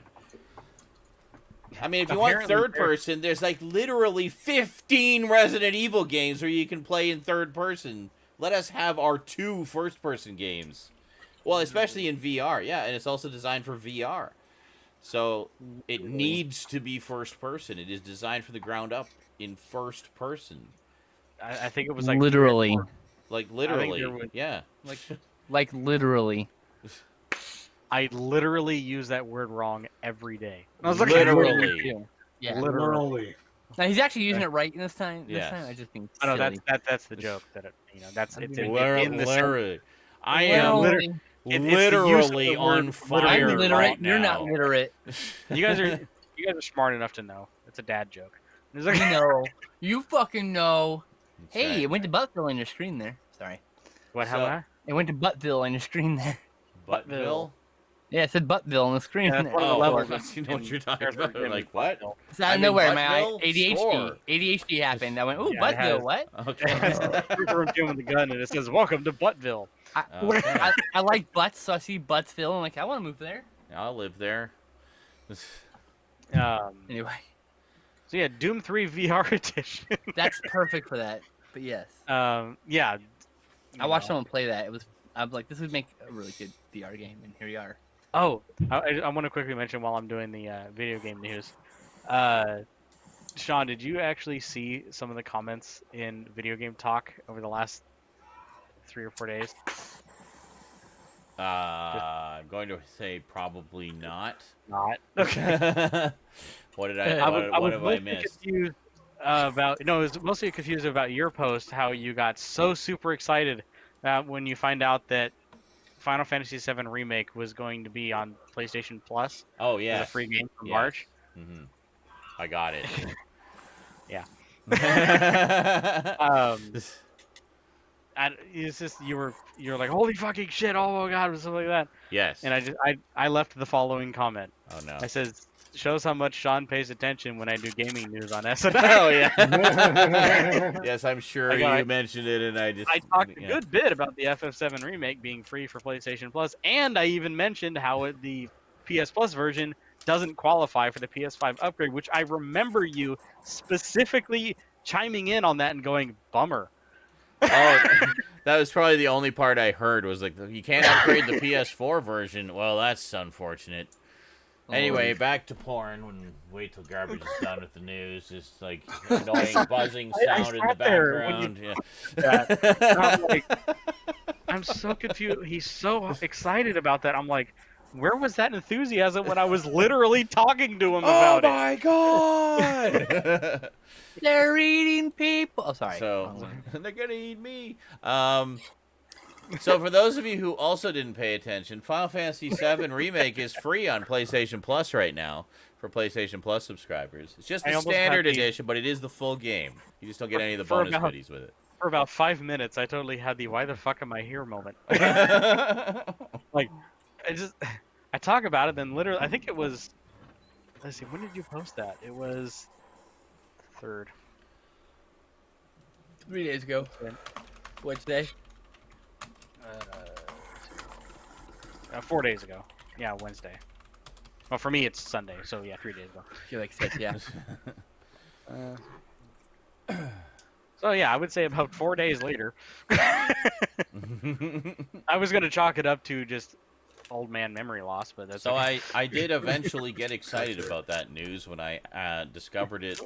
Actually, it was a 4-day long delay. Yeah, it was Rosie. She said, "Yeah, Final Fantasy VII Remake." And I'm like, "What? Like, it's not just a demo?" It's like, "No, it's the full game. I already downloaded it and installed it for us." Like, really? And he said, "Yeah, Brinsley's really pissed off because he bought the game." Like, oh. Yeah. But the one thing Brinsley can say though is when he eventually gets the PlayStation 5, he can upgrade for free. He can upgrade it, yeah. You know, and he also gets the expansion with the added characters. Yeah, story. There's the new one that just came out with another Yuppie story or something, isn't it? Didn't they just announce a new game that's the remake of the fucking demo of 7 or something? No. I could have swear like the newest game they just announced was the Final Fantasy 7 expansion, which is a prequel, which is basically the. Well, it's not the demo. It's a new. No, story. it recovers the same stuff as the demo, like story-wise. No, I think it's a new story. Anyway. Yeah. No, yeah, it continue. I think it's. You're sort of right. I'm remembering part of it. The problem. I don't remember Yeah, all of it. it's Final Fantasy VII remake, but what they're doing is they're kind of because they left out some characters that were in the original game in this remake. Okay. So pretty much what they're doing is they're bolting on the new characters. So I guess if you get this expansion and replay the game, it'll have these new characters integrated into the story and new Interesting. sections of the story you can play and do. And I think it'd be one Okay, of those so it ones adds where, Yuffie episodes on top. Okay. yeah, Yeah, that's it. Yuffie. it's Yuffie. Who gives a fuck? But there's 2 Fs. I know. I kind of like Yuffie. You know, it could be like a Therefore, dog girl. Yuffie. I've always That's pronounced why we it call it a Yuffie. GIF and not a And I GIF. always because It's will. not fucking peanut butter. Anyway. Anyway, so yeah, it'll be because obviously her character was pretty integrated into even this partial section of the FF7 story. Mhm. So yeah, they'll be bolted on, and so it'll continue naturally if this is your first playthrough. But it looks like you can go back and play those story sections if you've already beaten it. Yeah. So. So piff All right. on you. Hey, sir. hey, Michael. I don't care. Anyway, carrying on. Sorry, it's just I'm looking for a fuck to give. Hold on. I like both as well, depending on the game. Something I'm like not- Resident Evil 7 that has literally been designed from the ground up with the Literally. intentional intention of being played in first person or Intentionally intentional. VR. It would not work in third person. It can't, because there's set piece moments and trigger events that only work in first person. They are designed for first person. So you can't just have a third person mode and have it work and give you the same experience but in third person. It's not that kind of game. Literally. Anyway, what else you got for us? Any more news? Garbage Gamer. Pickups. It's pickups Is now. that it? Yeah, that's it. All right. Pickups finally. I have no pickups, and I didn't watch any movies this week, so this will be really I have short. 5 and I watched 20 movies. Oh my god. I swear, it's I getting to the point where we're going to have to just have movie reviews as a separate show, because you watch so many movies. But I don't in a talk in week. depth on almost any of I them. know. So. But then you We're could. gonna have a discussion. I could, but that's what me and Stoudman are going to in the future. All right. That is our plan. We have a show, we have a concept, we have a title that Stout has already forgotten again for the third time. You know, keep telling him what the concept was that we came up with while we were both really fucking stoned in a fucking hotel room in 2014. Oh, I keep reminding you. the horror con. Yeah, I remember that. Yeah. We were so stoned. I enjoyed you your have no idea. videos about that. That was 2015, I think. It was 2014. Well, you could just I go and recall the thing saying 2015. you could Maybe it's go and 2015, look whatever. up one of the videos and see Literally the date half a on it. decade ago, Yeah. Stoudman. Are you You're welcome. It's half You a barely decade ago. remember what Well, you that did was when- yesterday, let alone half a keep decade no, ago. and then we came up with a fucking we came up with a logo concept that I still have to get the artist to do, but I have the concept written down and like a rough because I did a rough thing by just taking a bunch of public domain images and tweaking them. It looks like shit. It's just a concept, but like we have a thing for me and Stoudman doing a joint podcast where we watch a movie. We're gonna just do our normal movie watching, and then after the movie, we're just gonna talk about the movie, and that's our podcast. That's it. There you go. You're welcome. It's gonna be a video podcast. We're gonna do video, and Isn't we'll that do. kind of what you already do, though, with Psychotronic Coast to Coast? Yes, which I haven't done in about a year. I need to get back to doing Oh, that. wow. I keep meaning to- Oh, shit. I didn't realize. I messaged Owen last night, and he was like, "Yeah, I'm watching Moonlight." I'm like, "Oh, okay." I didn't want to make him interrupt his movie or anything. Well, yeah. So like, I'd like to get back to it, but every time, I keep forgetting about it. Yeah. So I finally put a fucking phone notice. So now it just loudly reminds me it's time to record a podcast.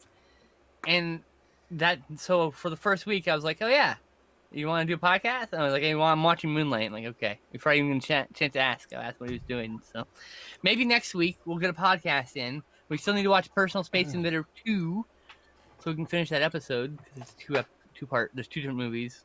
God damn it. Yeah. Anyway, so pickups. So I have 3, 1 physical, 2 digital. I have 5. I have 20. God damn it. One of those is mine. I know that much. He picked one of those up for me. Yeah. This is the first time in a while he found something I was looking for, so it's great. So, I'm very happy about well, it. I guess we'll get we'll do garbage here first because he's usually the most pressed for time. Yeah. I'll probably, after the pickups, I'll be disappearing, so. There you go. Okay. You didn't watch any Hey, TV thanks, shows, Duncan. though, Sean? Won't have. Sorry, what? You there didn't you watch any TV shows either, Sean? Nothing?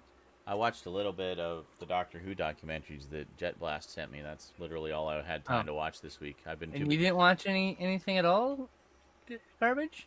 No, I don't have time. I've been Fair enough. I haven't had time. I've been too busy either streaming or working on videos, and I can't watch stuff while I work on Parenting. videos. Don't forget. Well, that doesn't take any effort. That just comes naturally because I'm that good.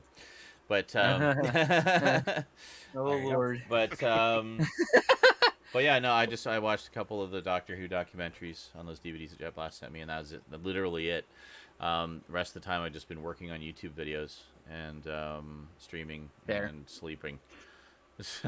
Meanwhile, I have been neglecting my stream instead of watching a million movies every week. Well, see, there you go. That's it's all about So- how you so I choose picked to up- manage your time. Yep. 3 things this week. I'll start with the digital ones here because they're. So the first one I picked up a couple of Sega Ages games for the Nintendo Switch. Picked up. Oh. Oh, come on. Perfect God timing. damn it. There we go. Thunder Force AC. Very nice. Love Thunder I Force. think I have the Genesis version of that somewhere. Thunder Force AC. Let me go to the other on, one. Steam. Yes, I'm gonna What's close that AC one. stand for? I don't know. Awesome, cool. Air conditioning. Aerial combat. Oh, that aerial combat. That might be it. Aerial Actually. coming. I like air conditioning. Air conditioning. Thunder Force air conditioning. Staying Hell cool under the The next heat of one I picked up battle. is Sega Ages Lightning Force: The Quest for Dark Star, or more commonly known as Thunder Force 4. Nice. Lightning. Ah. Lightning Force. Lightning actually. Force. Yeah, I noticed that. Lightning Force. Not Lightning. lightning. Lightning They Force. go So- around lightening things, so they are not Yeah, so but, dark. move in the darkness. Ah. The reason I Yeah. picked up this is the intro to Sega Ages. Lightning Force. But Very nice. the reason I picked up Thunder Force 4 or Lightning Force. Uh-huh. Why? Okay, I just want to make a comment. All the versions of Thunder Force we got in the U.S. were fucking called Thunder Force, except Yes. for 4 that they called Lightning Force for some fucking Lightning reason. Lightning Force. Lightning Force. Yes, the quest for the Dark Star. Hmm. What? They must The Lightning Force is lighten under Dark it. Star. What is cool though is what I do is I go in and change it to the Japanese version, which calls it Thunder Force 4. Mhm. Yay. So, Thunder Force. and I will say, and I've posted the music in the video game links section in our Discord. I think Thunder Force 4 has the best use of, next to I think Streets of Rage, being the best use of the chipset for the Sega Genesis for the sound. And it's just it has some of the best music on the console. Period. You'd be hard pressed to ask me what are the best soundtracks for Sega Genesis games. So I'm like, I don't know. I Streets of grew up Rage with Sega and- Genesis, but the soundtracks generally weren't like. Streets of Rage memorable. 1, 2, 3, and Thunder Force 4. You can't. go Meanwhile, wrong. I put in Super Castlevania 4 at like 21, and I'm like, what the fuck? This music's so good. You know, like shit. 2001, I'm playing it for the first time. Like, what? Oh my Yeah, god, you- like I said, Streets of Rage and Thunder Force. You cannot go wrong with any of those soundtracks. Yeah, Street Rage 2, that's great. Yeah, that's a good one. Love those soundtracks. Yeah. But anyway, so yeah, I picked up those. Also, they're just fun. I even went as far as I have Thunder Force 4 running on my arcade cabinet right now, actually. So it's such a good game. It is. If you follow me on Instagram, I actually posted the intro to it running on my cabinet. I saw that. Yeah. With the simple question is, what console game that was never an arcade game would have made a badass arcade game? And for me, Thunder Force 4, I think would have been an awesome arcade. Just that version, just put in an arcade cabinet. There you go. Would have Put been, it in an arcade cabinet and just take all my quarters. yeah, literally. Literally. Literally. All of them. Literally. Lightning. Literally. Lightning. Lightening. Lightning. Lightening my wallet. of quarters. Exactly. Actually, that works. Yes. But last, The lightning force, you're stealing things, right? That's right. last but certainly not least, the final pickup for this week is I needed to round off the stuff I was planning on getting for Mario's 25th anniversary, and that is Super Mario 3D World plus Bowser's Fury. Ooh. To answer Very your nice. question about what Sweet. regular console game would make a good arcade game, the Godzilla fighting game, on the Nintendo, Yeah. Super Nintendo, I think. On the Super Nintendo? Yeah, Oh, Nintendo the Japanese handheld- one? Yeah, that would have been great Yeah. arcade fight. That would have been work. Oh, yeah. yeah. That would have gone well. For me, besides Thunder Force 4, Gundam Wing Endless Duel. Ooh, interesting. That is by far the best fighting Buttville. game on Buttville. But on Bill, on the Super Famicom and just on the Super Nintendo, period. It beats out Street Fighter. It beats out Killer Instinct. It beats out Primal Rage. It beats out all of those. It plays so much like a lot. it it plays so much like an arcade fighting game that it's crazy how good that game is. I mean, If you've never played it, you need to play it. I think like a good soundtrack on Genesis would be like the Earthworm Jim was great. That was, but then I remember more the Sega CD version, which that CD sound. But Yeah. that's what I had as a kid. I But, had a Sega CD and the 32X had the tower power.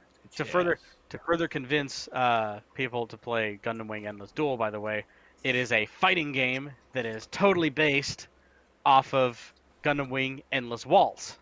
And the story doesn't matter, right? You just take from one fight to the next, correct? It literally is a very, very condensed version of the story of Endless Waltz. But I mean, like, it's one of those games where you just spam A to the next fight, right? You don't have to worry. You don't have to, No. oh, there's actually things you have to do. Damn. Yes. Okay. See, that's the problem. Like, that's language independent when you don't have to worry about the Like technique. there's a almost Marvel versus Capcom level of combo system and moves. So But apparently we found the what I'm talking secret of lightning force and what they actually do. Duncan said the definition of lightning is the sensation experienced by many women late in pregnancy when the head of the fetus enters the pelvis of a reduction in pressure on the diaphragm, making it easier to breathe. Lightning force! Wow. Giving So pregnant women much-needed relief all over the world. So, spaceship shooter. Got it. There, totally. Wow, that's disturbing. That is disturbing. Whoa, it's getting real. That's probably a mistranslation in reality. I don't know. I'm sure that is just odd Either that or they're definition. really rushing to get a baby. That is a definition, not necessarily all of the definitions. Yeah. It's the only one we care about, though. Yes. That's the best one. It's the goodest one. It's the more betterer, and it may be bestest. The most gooderest. The most goodest. That's what my dad. It's gooder, more betterer, and bestest. Yes. There you go. Now you're talking. That's some good English speeching. Yes. I'm not triggered at all. Andy Asteroids? What? I'm reading your That sounds like a screen. disease. Oh God, I've got Andy Asteroids again. Is it a venereal disease? My Andy asteroids are flared up again. Yeah, if one goes to attack you, just hit it with this here gel. I was like, So any other pickups there, Garbage Game? no, that's about it. Okay then. It was lovely. Thank you. Hi, other me. Stoudman, what did you get this week? Dude mang. I went to Stoudman. the thrift store today, Goodwill, and I picked up a bunch of DVDs. Cool. This one looks like a fucking terrible horror movie. Yes. So of course I had to pick it up. What the course. fuck? Hey, and I've it's the never heard of The unrated Devil's version. Chair, It's unrated. the unrated. I'm gonna look it up right now. Devils. Directed by the classic horror film director, Adam Mason. I know that guy? Oh, Shit, do I know sold. that person? 1 second. That guy's work is incredible. I don't know that guy. It's not The who tagline never is, heard of him. never open the door to a killer's mind. This guy's done a bunch of movies, Or actually. sit in his chair, apparently. Yeah, it's the devil's chair, okay? That's right. His name's written right on it. I got Rent Rent. because Support. I wanted to have this on Blu-ray, but the Blu-ray went out of print, so Oh. the only way really to find it anymore is on DVD. Musicals. It's not I very got well this directed. because I saw Miramax at the top, and I knew, oh, this isn't in print anymore, Uh-huh. Fair enough. and it's not. So, yeah, There you go.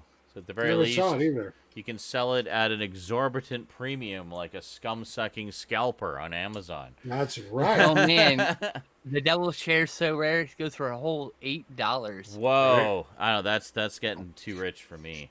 Fuck, man, I can't afford I that. don't think. This is the one that I got for Skinslip. Hey, TV Ooh, movie. Frank and Jesse. That looks It's, good. Rob Lowe. I put my finger over here. Uh-huh. Bill Paxton and Randy fucking Travis. Fucking Those A. first two. By the way, I was looking on Letterboxd for something. What I did originally was I had a 13,000 movie list, like watch list that I cleared, Yeah. and I made individual lists for each alphabet so I could like easier peruse my watch list or something. Easierly.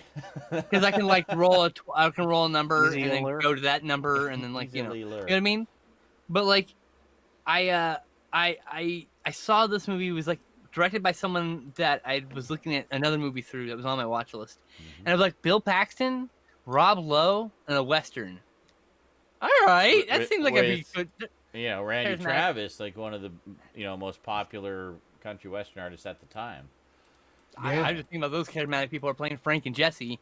That I thought was really cool because I like the dynamic, Frank and Jesse dynamic. For sure. I actually found this myself, I think a year or two ago. So, yeah, she told me to keep an eye out for it and saw it at the store. I was like, well, there you go. Oh, there it is. Yep. But I think my favorite pickup today was Bye Bye Love, Paul Reiser. Hey. Yeah. I used to watch this a lot. Well, I won't say a lot, but I saw it a few times on like, Daily. HBO. They replay it all the fucking time on HBO when I was a kid. The few times we had HBO. Mm-hmm. Oh my God, I remember this now. Holy Who's fuck. that? Matthew Modine, Yes. Randy Quaid, and Paul Reiser. It's Nice. actually Yeah, a and really Janine good Garofalo, movie. by the way. Oh, really? Oh, And yeah. it's- Oh, I love Janine Garofalo. I had such I a remember crush on her. complete.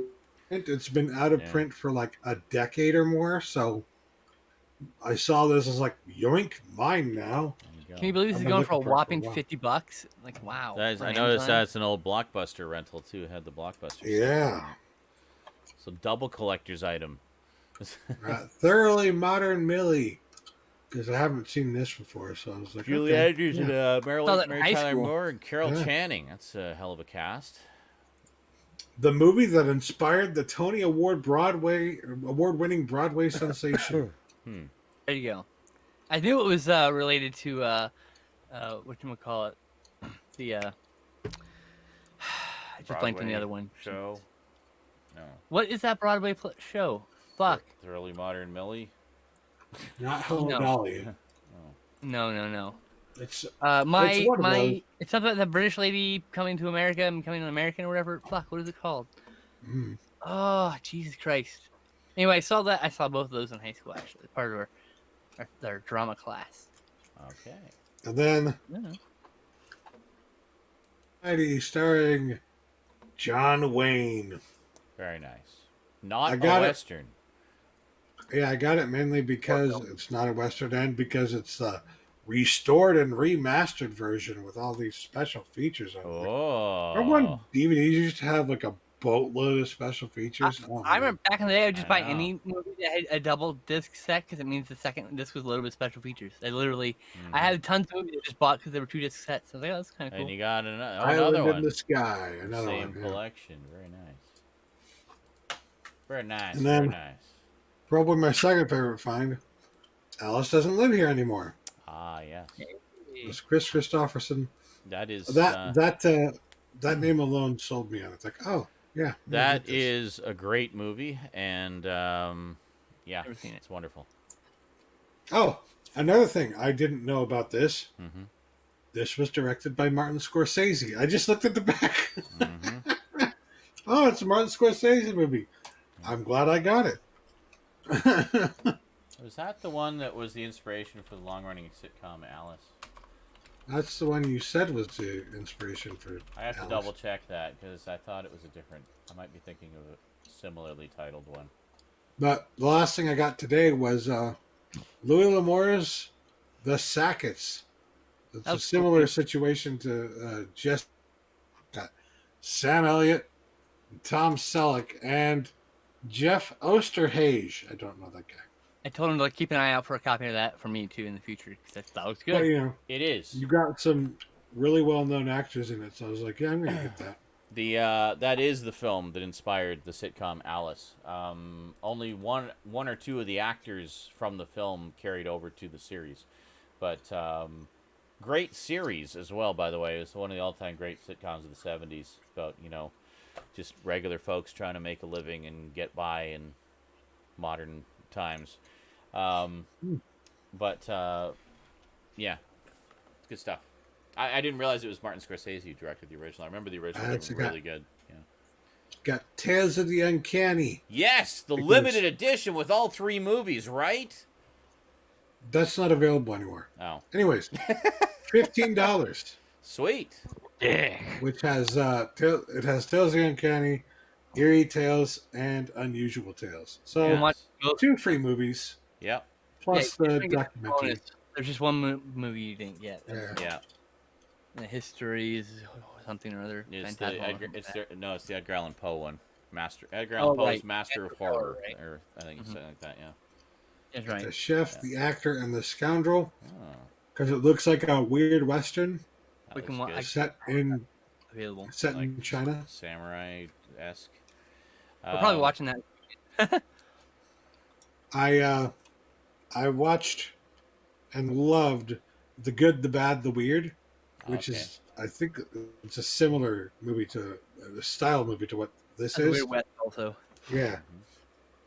So I love that one so much. I was like, I want to see more movies like that. And I just randomly stumbled across this one day online. I was like, oh, I should check that out.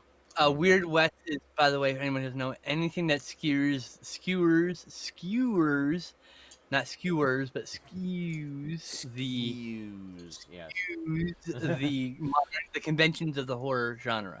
Okay. Puts horror elements in, or sci-fi elements, Cowboys versus Aliens, or Wrestles on the Hangman's Blood, or whatever the fuck that sequel is, the Western vampire film. Those are weird westerns. That movie, Good, the Bad, and the Weird, is just a weird fucking Western set in China, so it's a weird Western. It's a different setting, and they changed bits of it. And it's kung fu. Yeah. Very nice. You know. And then my Scream Factory sale order came in. And of course, I didn't intend to get this. My bad. Skinslip accidentally, after making an order partially with me through this sale order, she had originally already got this from me, right? And then after the fact, she went ahead and bought it. Oh, Start again. So I have it already. I talked about it I last get week. it now. okay. Well, if any of you has an extra copy you don't need, I don't have that one, so Oh. feel free to send it I my don't way. have, that was my only copy of Black Christmas. Oh, Sorry. never mind. This is the one I kind of splurged on. It wasn't as I low price need- as all the others. I need to get that one because I got I want to Ben. get Willard I in got Ben. I got Ben really cheap, so I need to. I Get got Willard Ben really now. cheap too. Yeah. So yeah, I still need to get. I think Willard. this was like $15 or $17. It's something pretty like that. cheap. Yeah, it's not very It's expensive. 15. We were talking under a sale. It was 15. It was the only But one it I wasn't didn't like buy. a really great deal. It was just. I didn't buy it okay. because it was only like $2 less than Amazon. Yeah, You know, to get okay. it. Yeah.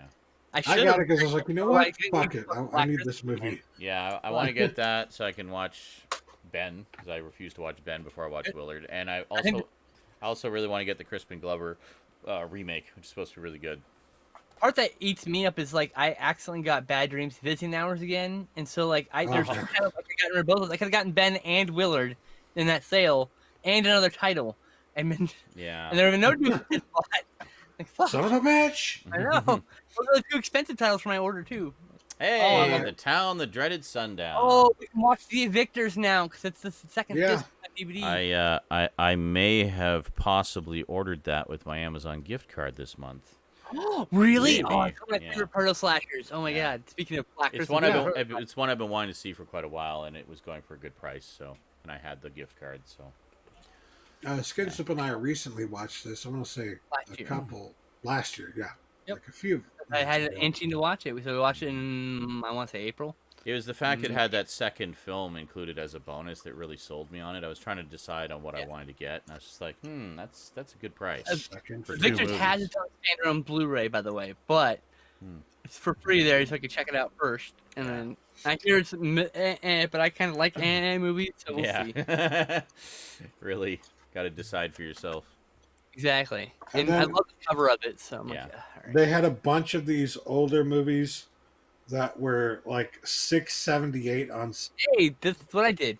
and I just got a bunch of those. I got 6, 7, 8. The Four Skulls of Jonathan Drake. Oh, I nice. could have gotten more of those too, but instead I got fucking Black Christmas for a second time. The Vampire. Yeah, that's one I really want to get. You can watch it. You can watch it with me because I need to watch. I Bury the Living. Yeah, I basically want all of these old school horrors. Die, Monster, Die. I couldn't afford that. That would have been great. I used to have that on DVD. That's actually a really good movie. And then Straight Jacket. Ooh. Warning, You're probably- Straight Jacket vividly depicts axe murderers. Now Vividly. that's also available on Blu-ray with Berserk by William Castle. Interesting. I'm Both sure of which I think are proto slashers. I'm willing to bet that it does not depict them as vividly as Dario Argento's Deep Red. No, of course not. So that was it. That's all I got. William Castle Damn, was dude. all about the gimmicks to get people in theaters. Yeah, and his movies are okay, but they're fun. They're you know? fine. They're fun, like silly popcorn. I would love. That's one of the things I Jeez. do as a time machine. Go back and see William Castle, like the Tingler. Oh, in theater, like the Tingler and like the premiere when you know that everything was set perfectly, that And he we- was there. and which was Like- it? The one of the Vincent Price haunted house movies where the skeleton flies over the audience. I forget. which one it was. Not House on Haunted Hill, is it? It might be House on Haunted Hill. Actually, it is House on Haunted Hill. I think it is yeah. House on Haunted Hill. Yeah.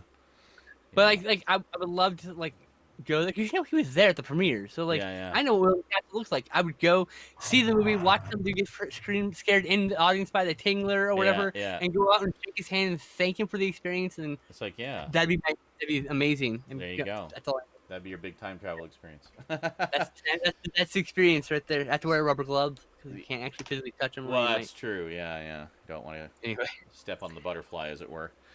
oh, it's my turn. Yeah, it's your turn. What did you get this week, Skinslip? So both my orders came from last month. They've Yay. just been Finally. mail for a while.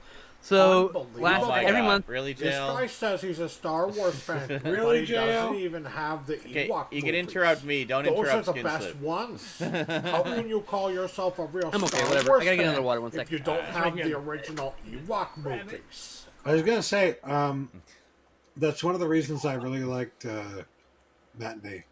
Oh, I love Matinee, which is clearly 'Cause- inspired by William yeah. Castle. Yeah. A beautiful homage. To that It's a kind of, love letter, yeah. Mm-hmm. yeah, and Joe Dante, of course. I have Man, a Blu-ray in the slipcover. It's beautiful. they actually have a guy dress up as like a man-sized ant in the Man. picture. Man. I mean, not only that is I think there's different special features in the Arrow release. I'm gonna get that one too because I like that movie a lot. All right, That one. so here, every month, Gold Ninja Video puts out a title. Last month was this kung fu independent film called Unlucky Stars, Ah.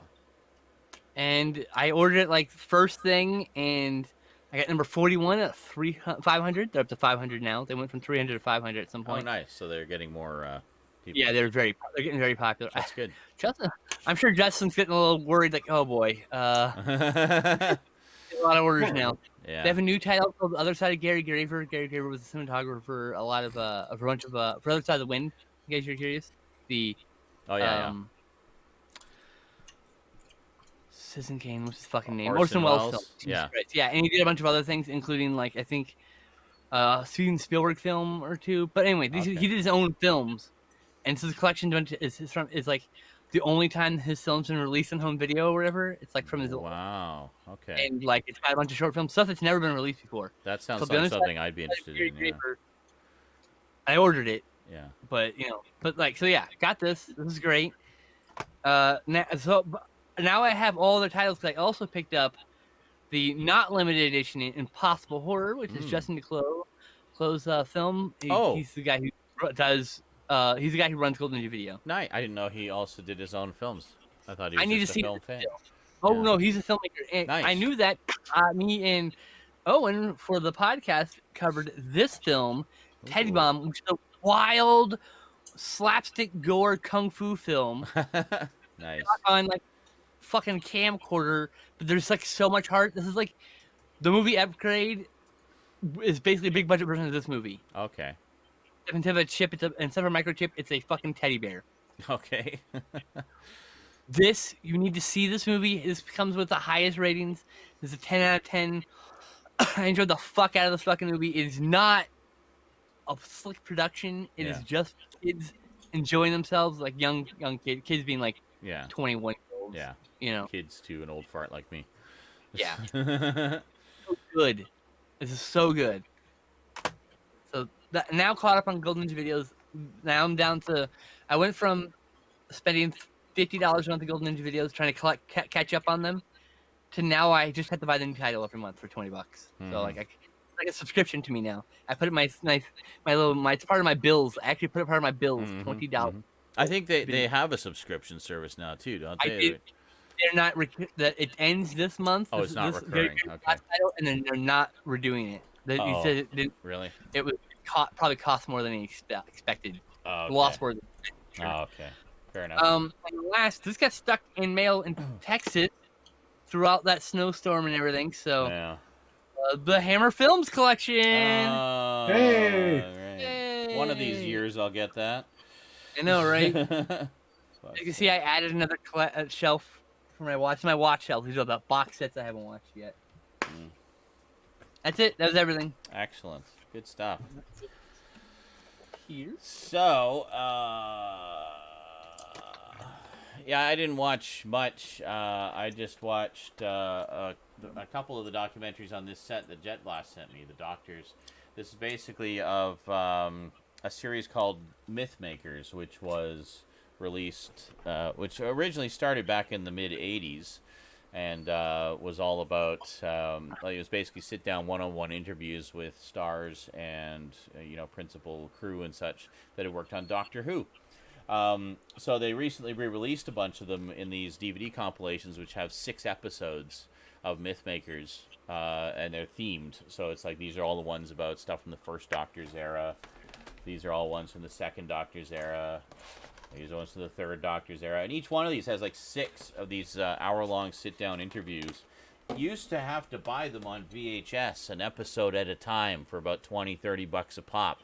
So this is a really good deal. You can get these on Amazon for about $15-$20. It's pretty good. Some of them are a little more expensive. There's some that are like 30 or 40, but they're just rare. I think they're technically out of print now, but still reasonably cheap considering how much you would have had to pay for them on VHS back in the day, and just for the sheer wealth of content. They're hosted primarily by Nicholas Briggs, who, of course, is one of the founding fathers of Big Finish Productions, and is currently the voice of the Daleks on the current Doctor Who series, as well as doing other stuff. But they're wonderful. They're just these wonderful, very intimate one-on-one interviews with all these great old actors and writers and directors and stuff.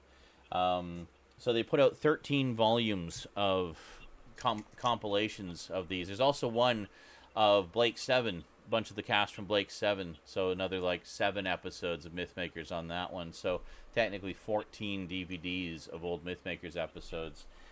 I want to get all of them because it's just an invaluable treasure trove of behind-the-scenes anecdotes and stories and stuff like that you don't always hear about in the behind-the-scenes features on the DVDs. So it's much more kind of, them talking about their lives and stuff, and Doctor Who, obviously. But then they later expanded Mythmakers. They actually only just stopped doing them a few years ago, actually. So they've been doing them for, almost 40 years. on and off. There's like over 150 episodes of it that they've done over the years. But they've interviewed actors and writers and directors and stuff from other franchises as well. All, centered around sci-fi and whatnot, but primarily Doctor Who. But they did some Star Trek ones and some other franchises and stuff like that. So anyway, it's a great series. I've been enjoying just kind of putting them on in the background while I've been working on stuff. And huge thanks again to Jet Blast for sending these my way. I've already tracked down all the rest of them and have them sitting in my cart waiting for, the day when I have the funds to get them. Might just get one or two here and there in between other stuff, but yeah.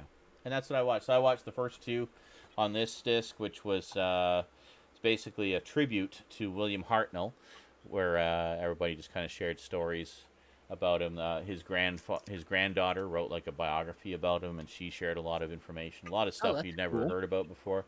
That's pretty neat. Yeah, and then they had a tribute to Jacqueline Hill, who of course played Barbara, one of the original TARDIS crew, including, and I didn't even know she went to a convention, but she including some footage from a convention appearance where she was on a panel a few years before she passed away, just talking about the show and everything and stuff like that. So it was pretty cool to see that, and to hear everybody's memories of both of them. And stuff like that. And the one I just started now is an interview with Carol Ann Ford, who, of course, played Susan, the Doctor's granddaughter, and also one of the original TARDIS crew. The other two on here are William Russell, who, of course, played Ian, Peter Purvis, who played Stephen, and Jackie Lane, who played Dodo. So that's on the second disc. Each one of these is 2 discs. That one's in the player right now. But yeah, it's good stuff. Anyway, that's all I watched this week. I've basically been busy working on YouTube videos. You guys may have noticed I've kind of picked up the Multimedia Chronicles again and have been posting a little more in the way of regular videos. Yeah, there's a lot more coming your way, so I hope you guys are enjoying. And, yeah, I'm working hard instead of hardly working. And lots more Fortnite videos coming your way, too, because I know everybody loves those. But the intention was always for the Fortnite videos and any other videos to be in addition to, not instead of, the regular content. So now we're finally kind of seeing that come to fruition. And hope everyone enjoys the ride. Oh, yeah. All right, so what movies did you guys watch this week? Not a damn thing. Excellent. I watched a couple on my own, and some with Skinslip. Why don't you talk about the ones on your own first, and then we'll do the... All right. All right, I'm gonna go to bed though. All right. Okay. Good night, garbage. Good night, garbage gamer. Alright. Yeah, everybody enjoy the movie talk. Good night, garbage gamer. Have a wonderful time in Buttville. I like Buttville. with your old ketchup. I will take my old ketchup and leave. I was like, alright. Later, y'all. Later. Okay, so the first movie I watched was the new Tom and Jerry movie. Okay. Oh, nice. I'm just watching you on the other side. Yeah, I know. I was watching, doing the same thing. The door was closing Okay. on them. Yeah. Well, you may recall, I was originally, when I saw the trailer, I was very iffy about this movie. Why everyone's so down on this? I think it looks like fun. There's still a suburb Not video really. visual. I know. You never know. Maybe I liked it. Got it. Maybe I we liked go. it. Just calm I didn't know if down. you knew or not. You haven't heard my opinions on it yet. I know. But the thing is, when I don't, even if I don't know if I'm going to like something, I still watch it just in case. Yes. I don't just be like, well, doesn't look good. I'm not going to watch Well, it. I remember when you first saw the trailers for Sonic the Hedgehog, you're like, Detective Pikachu's better. Yeah. I mean, it is. Detective but that's the Pikachu point. was better. But then you saw the actual movie, and you're like, yes. that was actually a lot of Good. fun. I Yeah. enjoyed that, you know. So my main issue was the whole idea of animated characters, but mixing with real life characters, and in a way where they don't really acknowledge any of that and stuff. It just seemed odd to me because, like, it works, I feel like, really well in Who Framed Roger Rabbit because they acknowledge these are animated characters and they make it this whole like us versus them kind of thing. There's like a interesting. subtext of like racism there almost. Exactly. Yeah. Mm-hmm. I love that. Yeah. Because it makes it more of like Exactly. Like morality they lesson they to all kids live in as well. Toontown. You know? It's like, don't go into Toontown. That's that's So- where the tunes go. Mm-hmm. So they don't go quite that far with Tom and Jerry, but what they do is every single animal in the movie is animated. Okay. So in this it's- universe, all of the animals are animated. So if all of you them. if you have a steak, is it like a cartoon steak on your plate? No. Okay. Actually. But They they should did have thought have about like that. Yeah. they did have cheese with like animated lines, Oh, like the scent holes lines, and stuff. you know. Yeah. Okay. Yeah. Yeah. Gotcha. It was real cheese, but they had like the animated scent lines coming from it. Interesting. So it's like an interesting Yeah. hybrid of cartoon hyper-reality. world And yeah, I gotta yeah. say, it actually worked. I don't know what it is about fucking the trailer versus the movie, but Mhm. it works pretty damn When well. you just kind of That's fine. see in it my all opinion. in context Yes. and all in that fully realized world of the movie, makes more Now- sense. I don't like all of the acting in the movie. Okay. Some of the acting is pretty terrible. But you know, you got the classic Tom and Jerry jokes. Yeah. It feels like an extended Tom and Jerry cartoon, Yeah.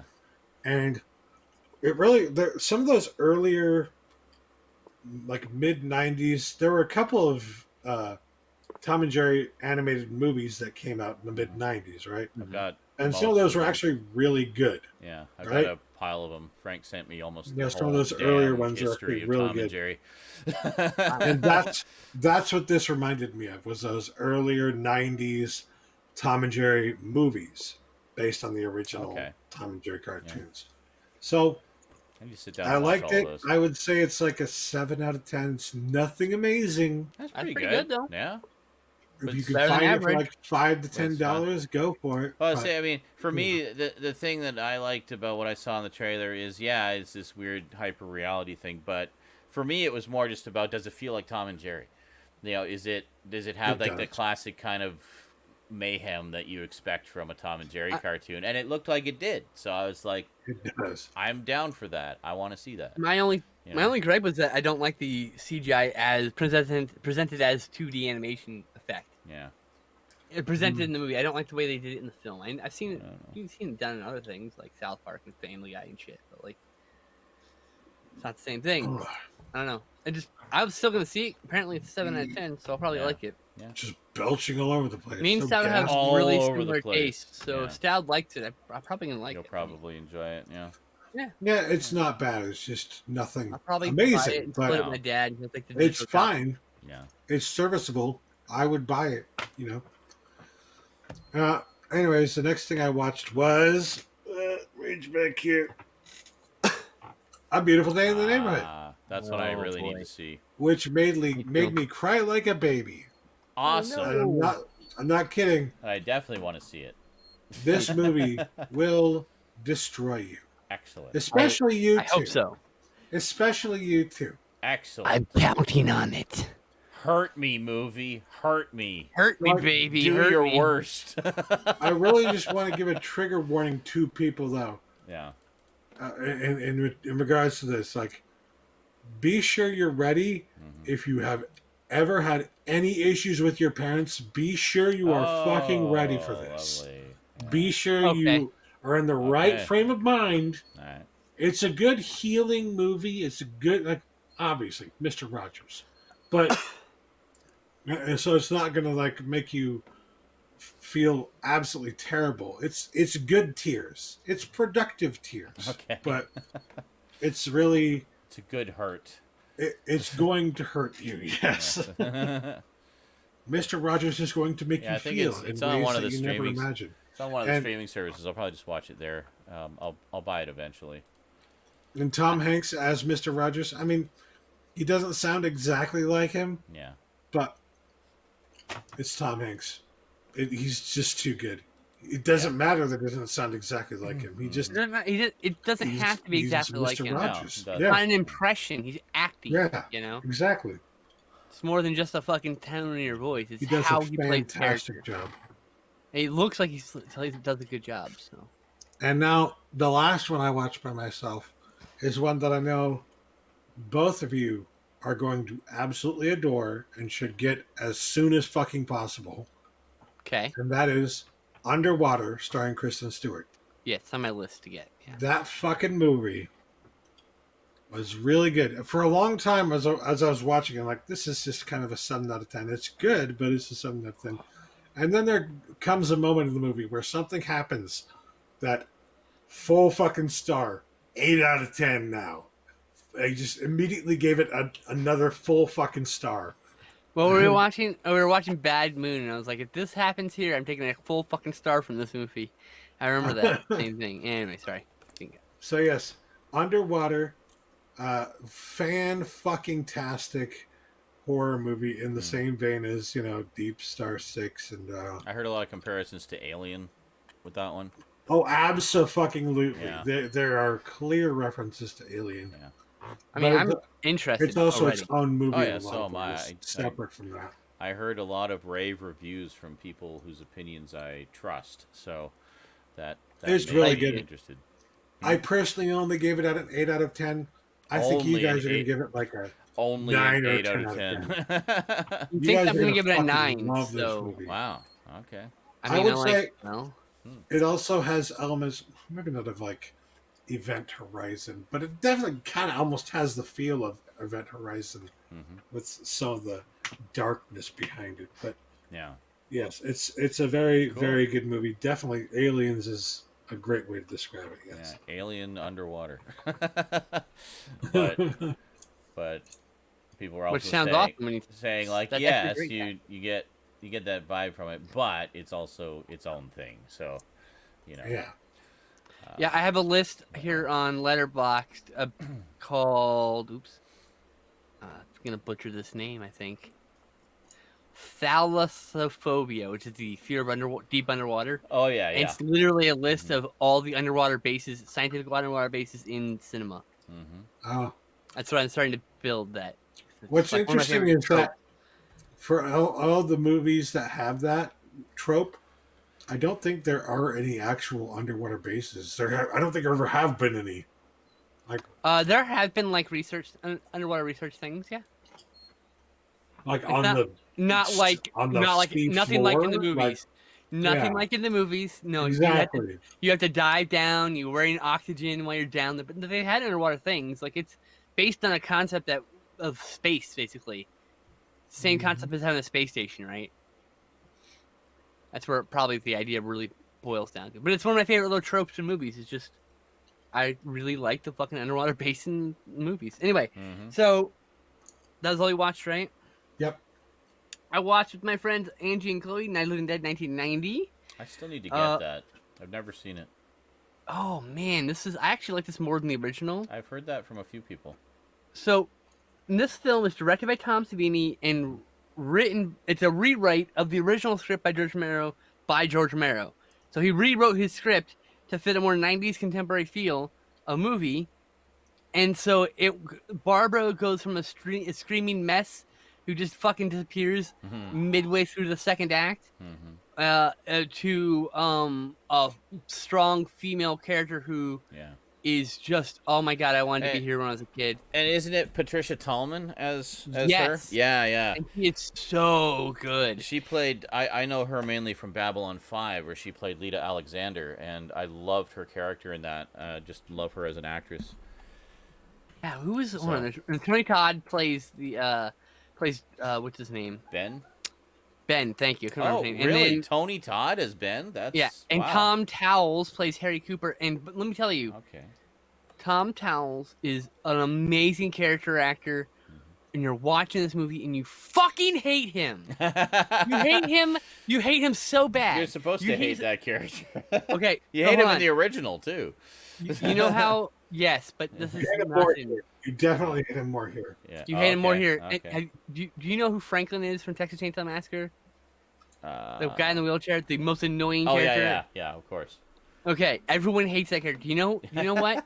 Harry Cooper from 1990 is so much more annoying. I want to light him on fire and throw him down an escalator. He's like, oh my god, he's one of those Perfect. people. Excellent. Ah, he will trigger.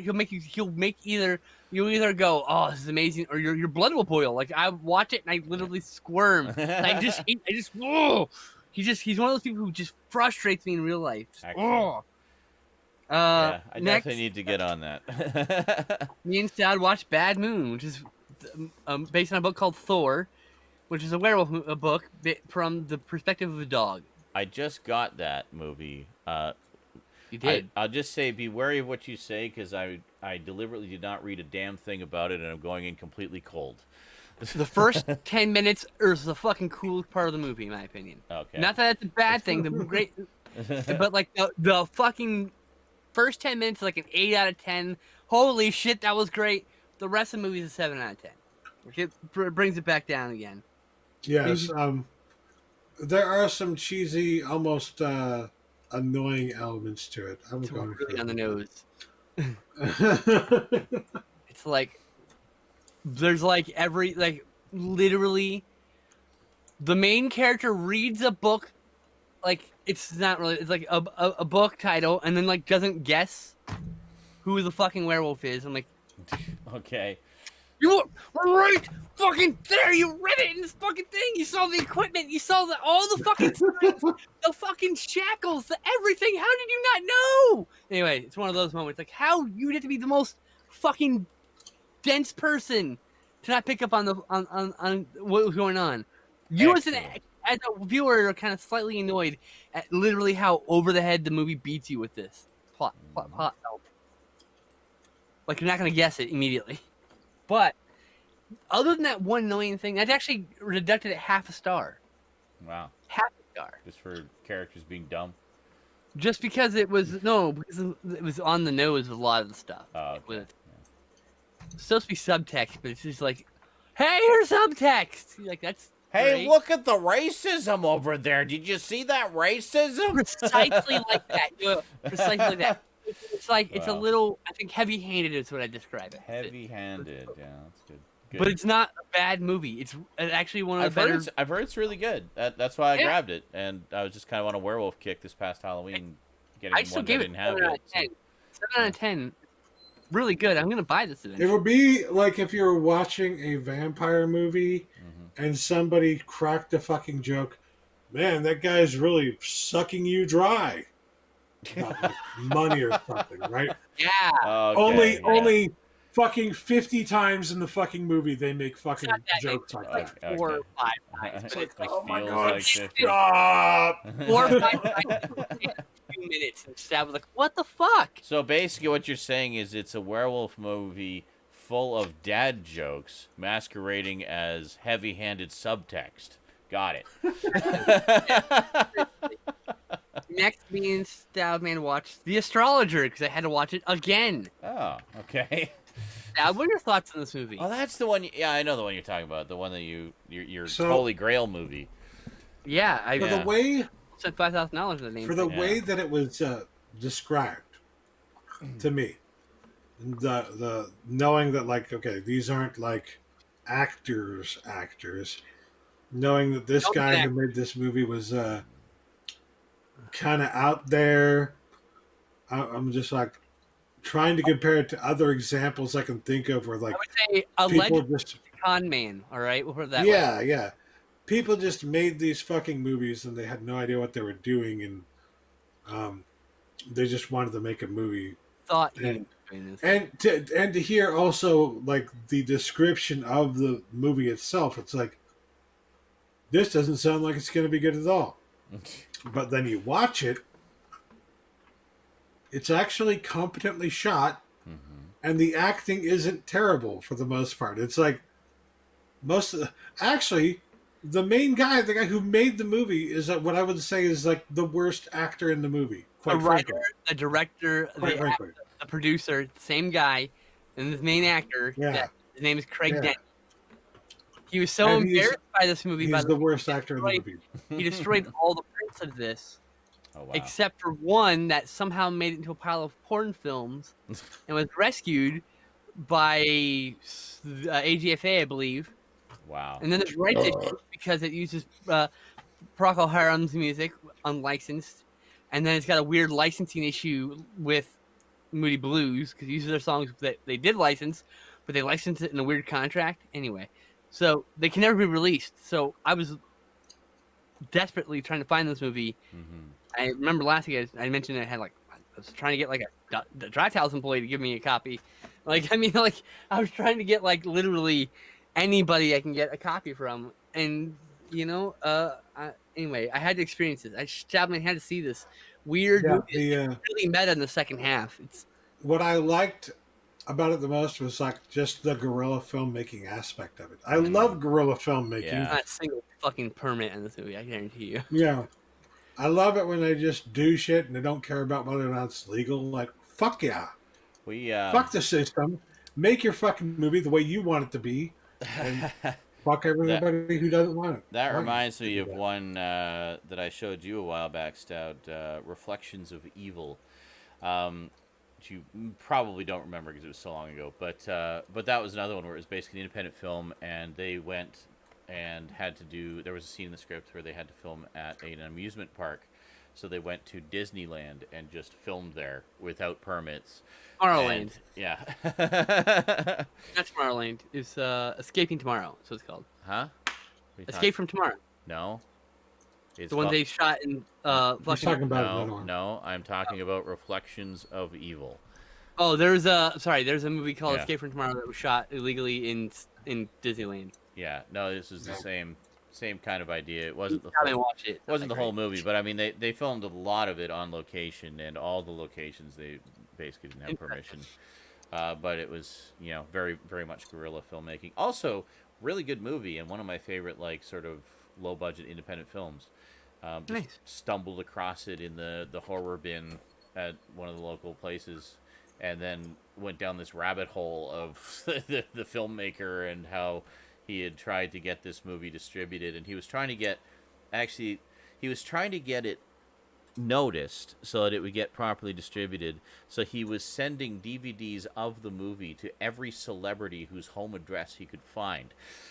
And one of them was Sylvester Stallone.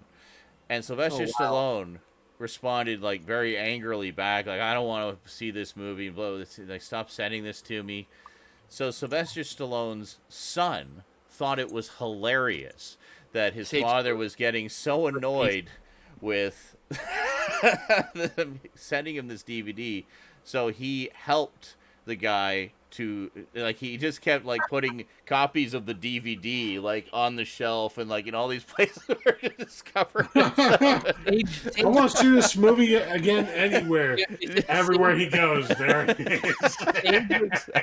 Dave Stallone, may he rest in peace, was instrumental in finding a lot of those really hidden gem cult films that are deep cuts. That so I think it was a Vero Mission, which is one of those another Holy Grail movies that's lost on VHS. I think it was him that actually helped to get it some form of distribution in the end. Was he did get some nice comments back. Was it Henry Rollins wrote back to him and said, "Wow, this is a great movie, and I really liked that scene." And then gave him permission to put some of his comments on the DVD case and stuff. So he was super cool. A lot of them were super chill about it, but it was just Sylvester Stallone's completely over the top. See what I did there? Reaction became the stuff of comedy. But yeah, it's good. I'm sure you guys. I'm sure you would enjoy it, Skinslip, if you've never seen it before. You know me. I'm way into that kind of cinema. Yeah. No, it's one. Watch much of that to this. So we're gonna watch. It's a fun one. It's one I've always really enjoyed. I showed it to Stout a few years ago, and he, as I recall, enjoyed it as well. It's one I definitely like to show you, Skinslip, because I think you'd really dig it, especially knowing all that backstory now. I have a few more thoughts on this movie. Yeah. Good. Tell me. So, my favorite movies of all time now. It's I've seen it 3 times now. Well, it's incredibly disjointed. To give you an example, there are many parts in the movie where you kind of have to make the leap of logic with them in some way. That's because it was It's like started gestation as a TV series that then was truncated down to a movie later.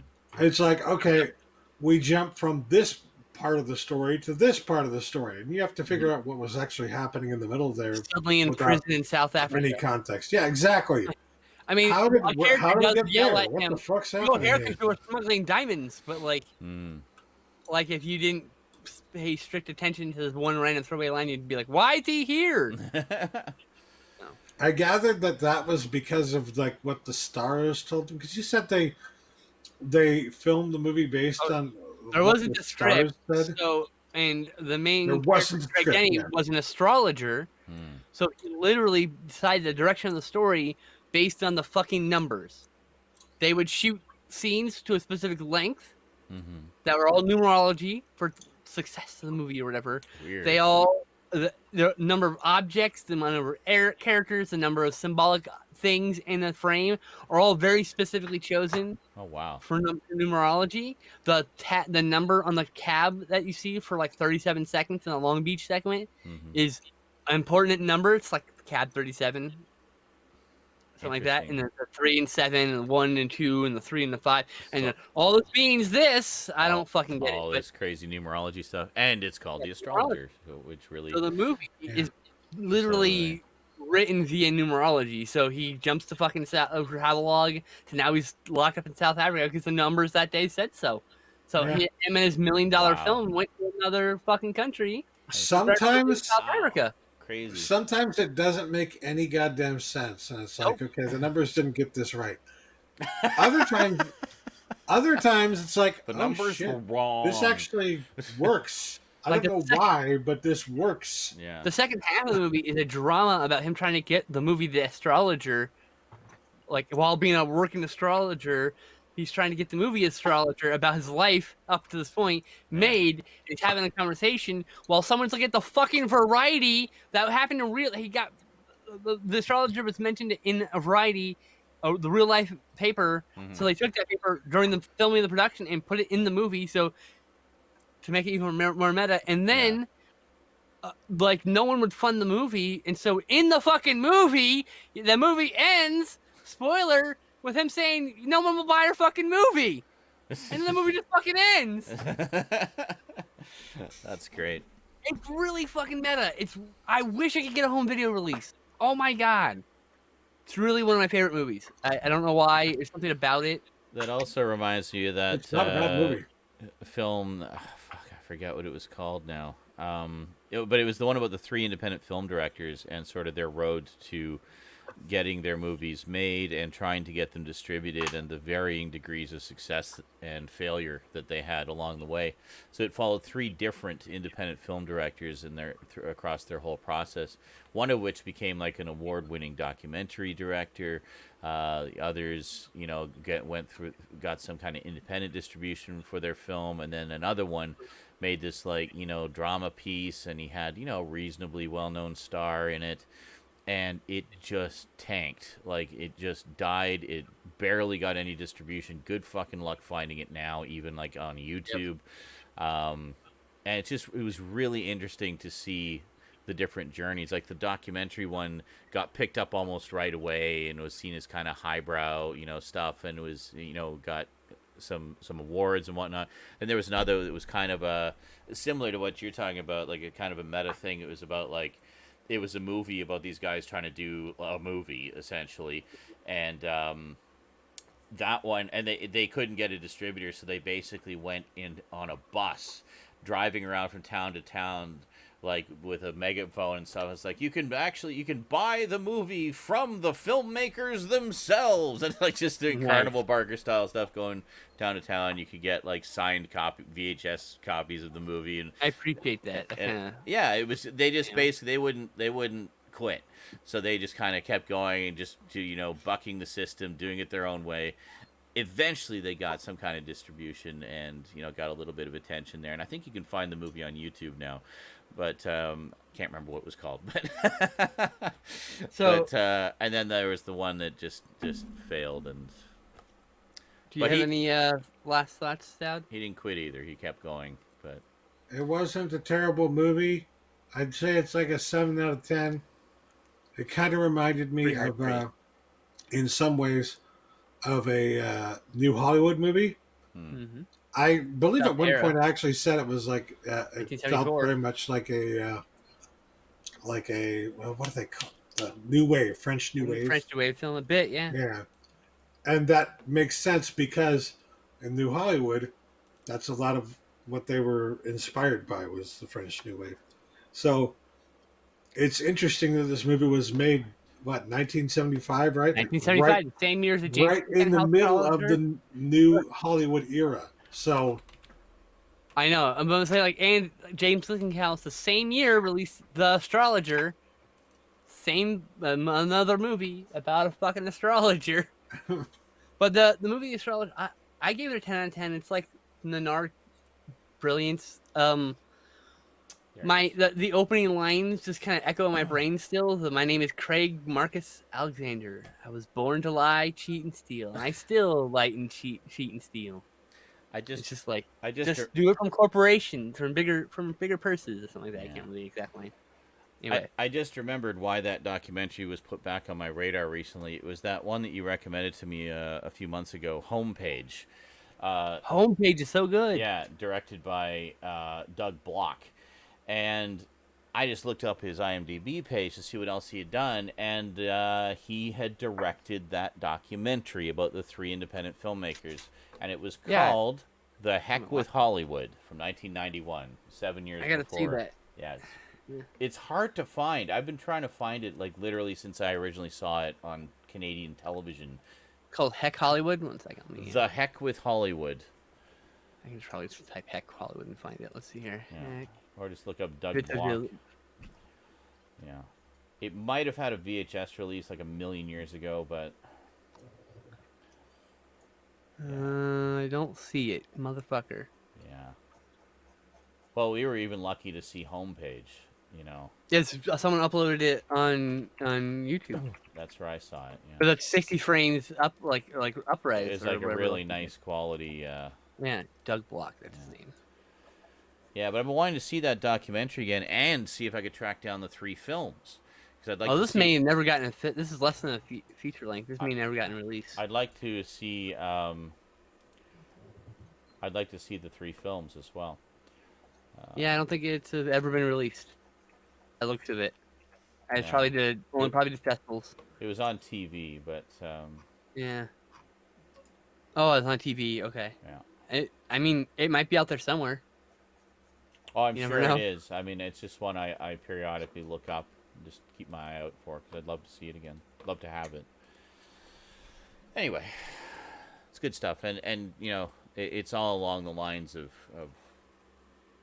this astrologer one from the sound of it. Oh, the astrologer one sounds a little more off the wall. This one is more straight up documentary, but it's interesting. Oops, wrong chat. This chat. I gotta go. I'm gonna ask my friends here. Anybody got this? Oh yeah, if you can find it. movie. I have friends in low places. All right, I'm asking. I got friends. All right, let's move it along here. It's already 10:30. Hey, we had this going, discussion. So, Next, we watch Evil of Frankenstein. Hey, good stuff. Which I think is actually the 3rd or 4th in the cycle. We went from number 1 to like number 4 or something. We're not going any cognitive order. We're just grabbing whatever we have. Mm-hmm. What do you think, Stoud? I liked it, but not as much as The Curse of Frankenstein. Yeah. Correct. Same. I feel the same. There were certain elements that's like, but why would you go back? Like, you'll find that about a lot of the Hammer Gothic horrors. It's like, what? they tend to decline as the series goes on, but they're still fun, you know. Yeah. They become more convoluted and stretch it's credibility. Hard to go wrong with all those like really awesome special effects. Well, the special effects are pretty good for the era. Yeah. But like the setting. The Gothic setting and everything. Yeah, it's beautiful. Very nicely done. Very nice. Really nice sets. Really nice locations in those. Really good show. Really good shoe. Yeah, I gave it a 6 out of 10. I thought it was pretty good, but they were actually produced pretty cheap. They did not have a lot of money. back then, but you know, they made the And of most course, of you it. can't go wrong with Christopher Lee. Oh God, Wait. yeah. Or Peter Cushing. Peter Cushing. Peter Good Cushing. fishing, yeah. Yeah. Yeah, Christopher Lee's only in the first. I'm Frankenstein sorry, I movie. always get them confused because they work so frequently together. Literally always gets them confused. They too. did a I mean, total of 22 films together. for as long as I can remember, he's gotten them confused. Most of them were Hammer, but there were some non-Hammer ones as well. There are a few. Isn't House of Long Shadows not Hammer? Yeah, Not I think mistaken? Horror Express is non-Hammer. Oh yeah, that's a good one too. Yeah, That's a really good one. that's All right, another then good we one, yeah. finished that night off with Blood Fist 2 for 1990, Oh yeah. the second in the 9-filmed series. Oh my God. Yeah, well, the 8-film series 9. plus the sci-fi Wow. spin-off Blood Fist 2050, which we probably won't even bother because it's not connected in any way. I don't know, sci-fi spin-off. That makes me It's want to got see the that lowest even rating more. for the entire franchise. I believe, if Perfect. I remember correctly, this is the last one to have that illegal fight circuit that he's fighting in. So Okay. the next he's like running from the law for the next 4 movies. I hear. All right. What did you think of this one, Stout? Here comes the future.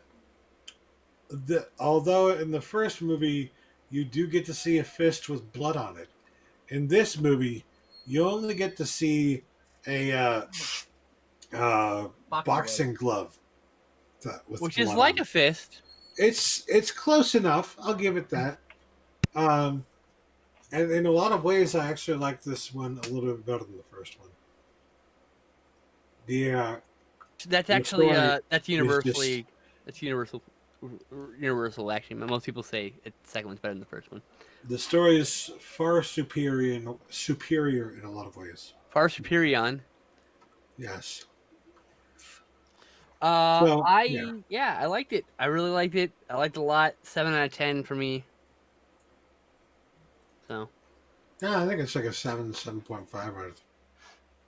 All right. Next, I watched the Pod People Mystery Science Theater 3000 episode. I didn't know this was a Juan Piquer Simon film. He originally titled Extraterrestrial Visitors, and I really want that version of the film. I want to see this in high def someday. I was with my friend Chloe, and then I watched Sorority Babes and the Slime Bowl of Rama, the Last Drive-In edition with my friend Kristen. Then I watched Savage Dawn. Oh right, Savage Dawn. Savage Dawn, which was a biker film about these bikers that terrorize a town. And then I watched Hell Riders, another film about bikers terrorizing a town with my biker double bill. And then I watched Jennifer's Body with my friend Nessie, and let me tell you this. That's this one film, I really want to see. Yeah. Oh, this is if you are a gay woman, this movie is for you. There's lots of real strong lesbian vibes in this movie, and it's really fucking good. It twists like a lot of the tropes that are usually applied to men to women and vice versa. That's what I've heard, that it's actually excuse did not get the attention or respect it deserved when it originally came out, but it since has. Yeah. Yeah. What's her name from Transformers films? Fuck. Megan Fox. Megan Fox. She's in this. I can't remember her last name. I'm sorry. Yeah. She was at the height of that stuff, and so like she got shit on because of her performance in that movie, which is unfortunate. No, we didn't deserve that. Next, I watched the original King Kong with my friend Chloe. She'd never seen King Kong 1933, so we watched that.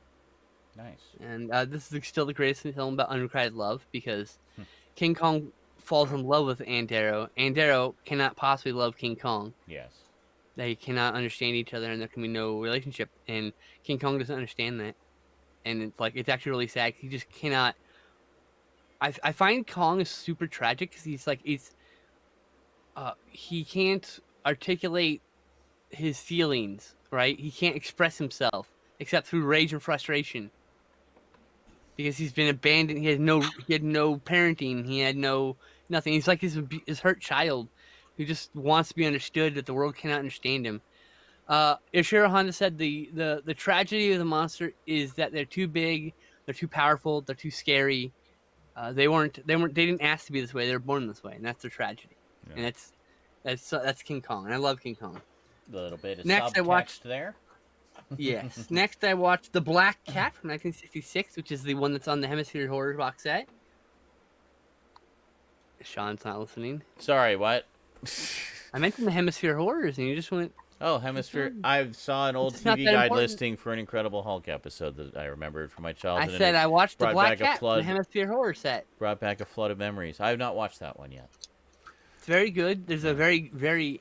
There's one scene where like the person gets killed, and then like you see the aftermath of them laying all bloody and stuff. It looks like a crime scene photo. Oh, okay, interesting. In 1966, that was pretty. It's pretty gory and pretty violent Yeah. for 1966. Okay, Mhm. this is a black and white film. It's very good. It's just Black Cat, you know. Yeah. Guy kills his wife, and then the cops show up, and the cat meows from behind a brick wall. Yeah, he's caught. It's a bit more psychological. I'd like to know that I give it a 6 out of 10. It's worth watching for sure. Next, I watched Invasion of the Blood Farmers from 1972. Someone told me this was a proto slasher. This is not a proto slasher. Okay. It should then. not be on a proto slasher list. This is a good movie, as in it's a Nanar cinema. It's a Nanar cinema, so it's like there's some really bad shots, some terrible acting, and it's all so charming. I love it so much. I'm glad I own that. Next, Oh, okay. So is it kind of in the same line as the Astrologer then, or? Yeah. well, yeah, it's more like a Samurai Cop or Miami Connection level of blunder, but Oh. yes, Sounds good. like Troll 2, you know, that kind of like that's Nanar cinema at its finest. It's good stuff. Mhm. Next, I watched this French film called Le Professionnel, The Professional.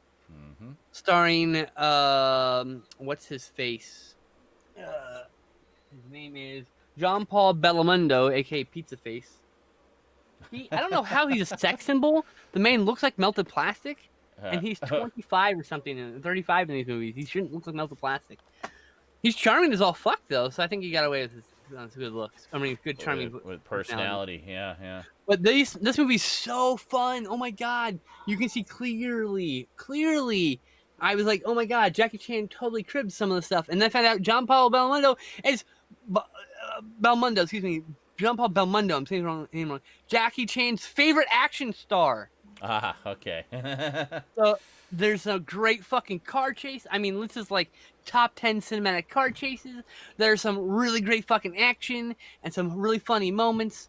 There's a bit of sleaze, you know, and it's a really good mix. I gave this a 7 out of 10. I really enjoyed this movie.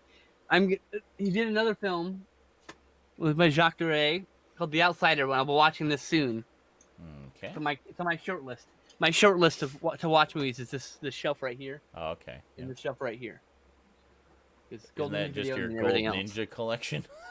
Yes, well, these are all the ones I haven't watched from Golden Ninja. Yeah, I've been watching okay. them. Yeah. Next, Those I watched are Iron fun Man stuff. 3 with my friend Sarah. It's the first time I saw it since the yes. theaters. Mhm. And Sean was talking about how, yes, the PTSD stuff definitely resonates. Yes. Yeah.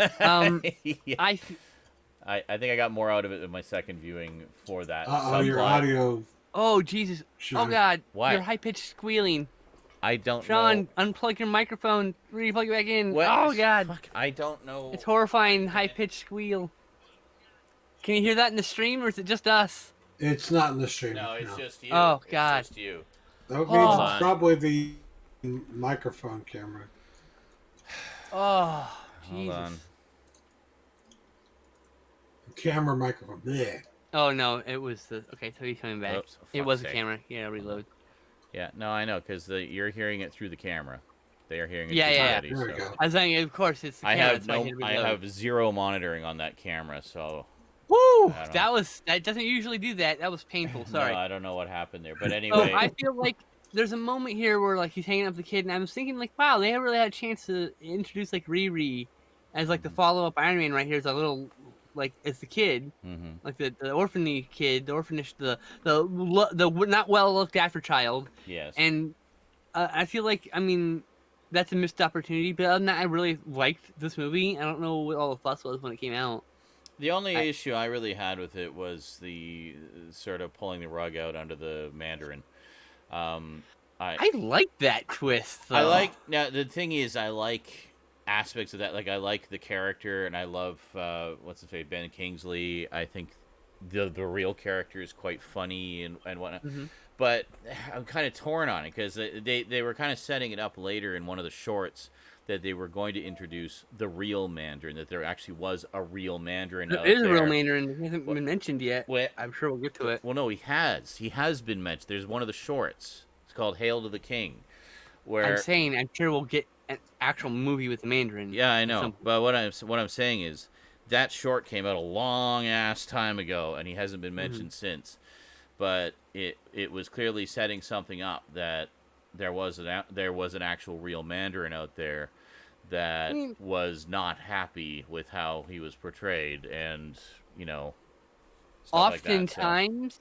Oftentimes in comics, there'll be a tease for character that doesn't show for 20 more issues. I mean, so I think that's what we're doing here. Know, but or it could just be one of those things that's been left dangling and forgotten about, which also is possible.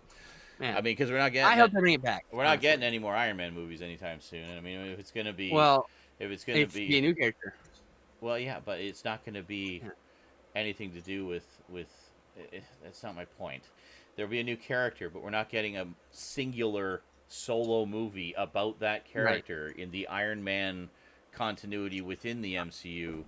I mean, for the foreseeable future. So look, I could see them giving armor to what's her face? God damn it! Why do I keep forgetting characters' names? His girlfriend, Pepper. Thank you. Yeah, so then because she's got armor in the comic called Lifeline, and that can be the new Iron Man, and they have a new Thor, and then like they have the all-female Avengers coming. They have She-Hulk come out, and then that's all A-Force, which was the name of the Avengers female force. By the way. But anyway, that's neither here nor there. It's just the point is that they set it up, and then just kind of dropped it, and we haven't heard even whispers of it since. So.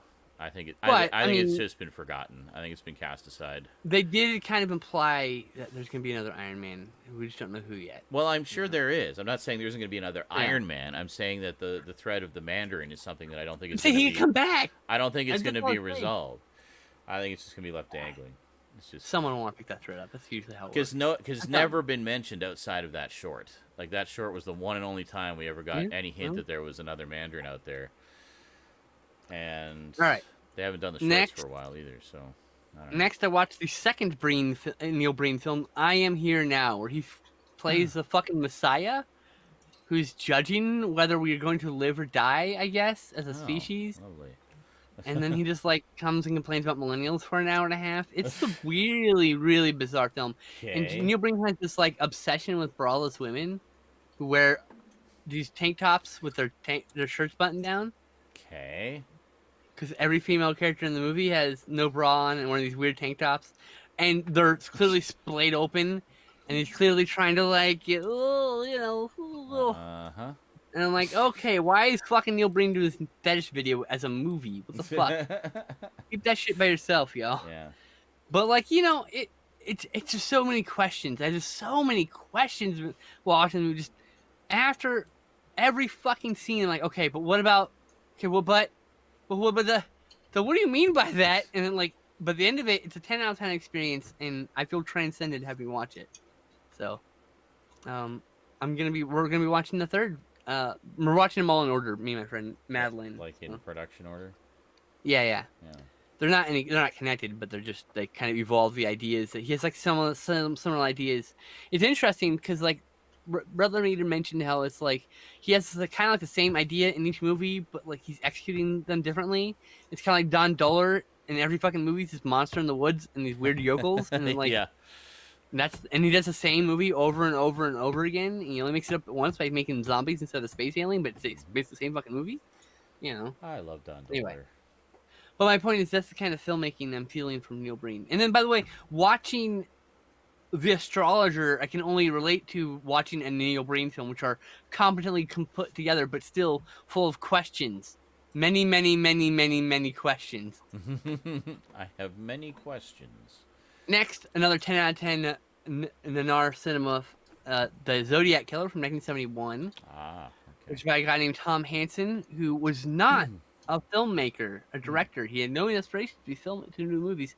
He just had the idea that he wanted to capture the Zodiac Killer, and he thought, hey, if I made a film that kind of gets one. I get some of the facts wrong, I might make him mad, and he'll come to a screening, and we'll catch him. Yeah, he set man traps. He set cops in a freezer. He had a a giveaway for a car where that had a sign for it on the little thing, so hoping you catch a signature match, the Zodiac Killer, things like that, right? Yeah. He had all the stuff for the movie, but this movie is like the town that dreaded sundown, but for the Zodiac Killer. That's how best I can describe it. Okay. It's a documentary / drama film that makes up a lot of fake shit about the Zodiac Killer. Now, if the Zodiac Killer were watching, would probably be offended by. Exactly. Well, that was the whole Right? point. But- was Yeah. But it's a proto slasher, so it was Yeah. on my list. I rewatched it with a commentary by the AGFA, which Interesting. was fascinating. I want a documentary based on this. I just need to know more. Now, last but not least, I watched The Blood Drinkers from the Hemisphere Horror box set. I only have to watch The Curse of the Vampires, and I'll be done with it. I also need to watch that one. And that's it. Blood Blood Drinkers is great. It's a mostly black and tinted film. Okay. So it's like a black and white film, but with like color all the tinting. night films are tinted a specific color, and all the day films are color. Oh, okay. All the indoor stuff is color. Excuse me. Oh, really? So like. Yeah, it's That's about interesting. vampires. It takes place mostly at night. The Interesting. vampire in this is really fucking cool. He's like this bald, like almost Nosferatu / Dracula combined. It's really cool. Yeah, I gotta I like watch it. the rest of the films in that. I watched the 2 old favorites that were in there. I think you will But I love haven't Blood watched Drinkers. others. The Blood Drinkers. Blood Drinkers is your speed. All right. Your shit. Well, I like most of I like that style of films, like just low budget, cheesy, you know. Yep. 1964. crazy drive-in horror movies. I would like to yeah. watch it again because like I want to go through the opening sequence again and take some screenshots because there's like some dialogue that was resonating with me at the beginning. I mean, it goes away because it's just a bunch of fucking nonsense for the rest of the movie. It's a bunch of people like fighting vampires and talking about vampires and shit. It's Fair like enough. okay, whatever. But the opening was like this, like almost romantic as he's like talking about resurrecting his bride or whatever. Interesting. I don't know. It's just the way he was talking about it. I was like, I want to rewatch the opening for sure. Yeah. I want to watch it again. I think I when me and Stoud move out, I'll probably have it. We'll probably do a podcast about the 2 movies. I think it'll be a really good discussion to have, especially about the filmmaking techniques. There's a lot of interesting filmmaking techniques here. Cool. That's Well, everything. I look 20 forward movies. to checking it out. 140 movies this year. Good lord, and it's only March. Beginning of March. Madness. It won't be the speed forever. It'll slow down. Yeah. Do some streaming. Jesus. I really need to stream more. Break I it need to up a stream more bit. than 2 days a week. Yeah. Anyway, I yeah. hope so, Crow. I hope guess the movie that's it for another week, folks. And I didn't see any donos come in, so I guess this week's Mega Marathon Madness is over too. But that's okay. We had a pretty good, productive week this week. Got a lot done. Lots of YouTube videos in various stages of production. And I guess tomorrow I'll just work on some more. So, Hell yeah. Anyway, thanks for joining us for another week, and we will see you next time. Until then, thanks for watching, thanks for chatting, thanks for just being you, and sayonara. Strafe. Penis. Bye. Drink your tea. And this is the end part of the Zoom call where you try to find the hang up button and look like you're suffering a minor stroke while you're doing so. Where's that button? Okay, bye.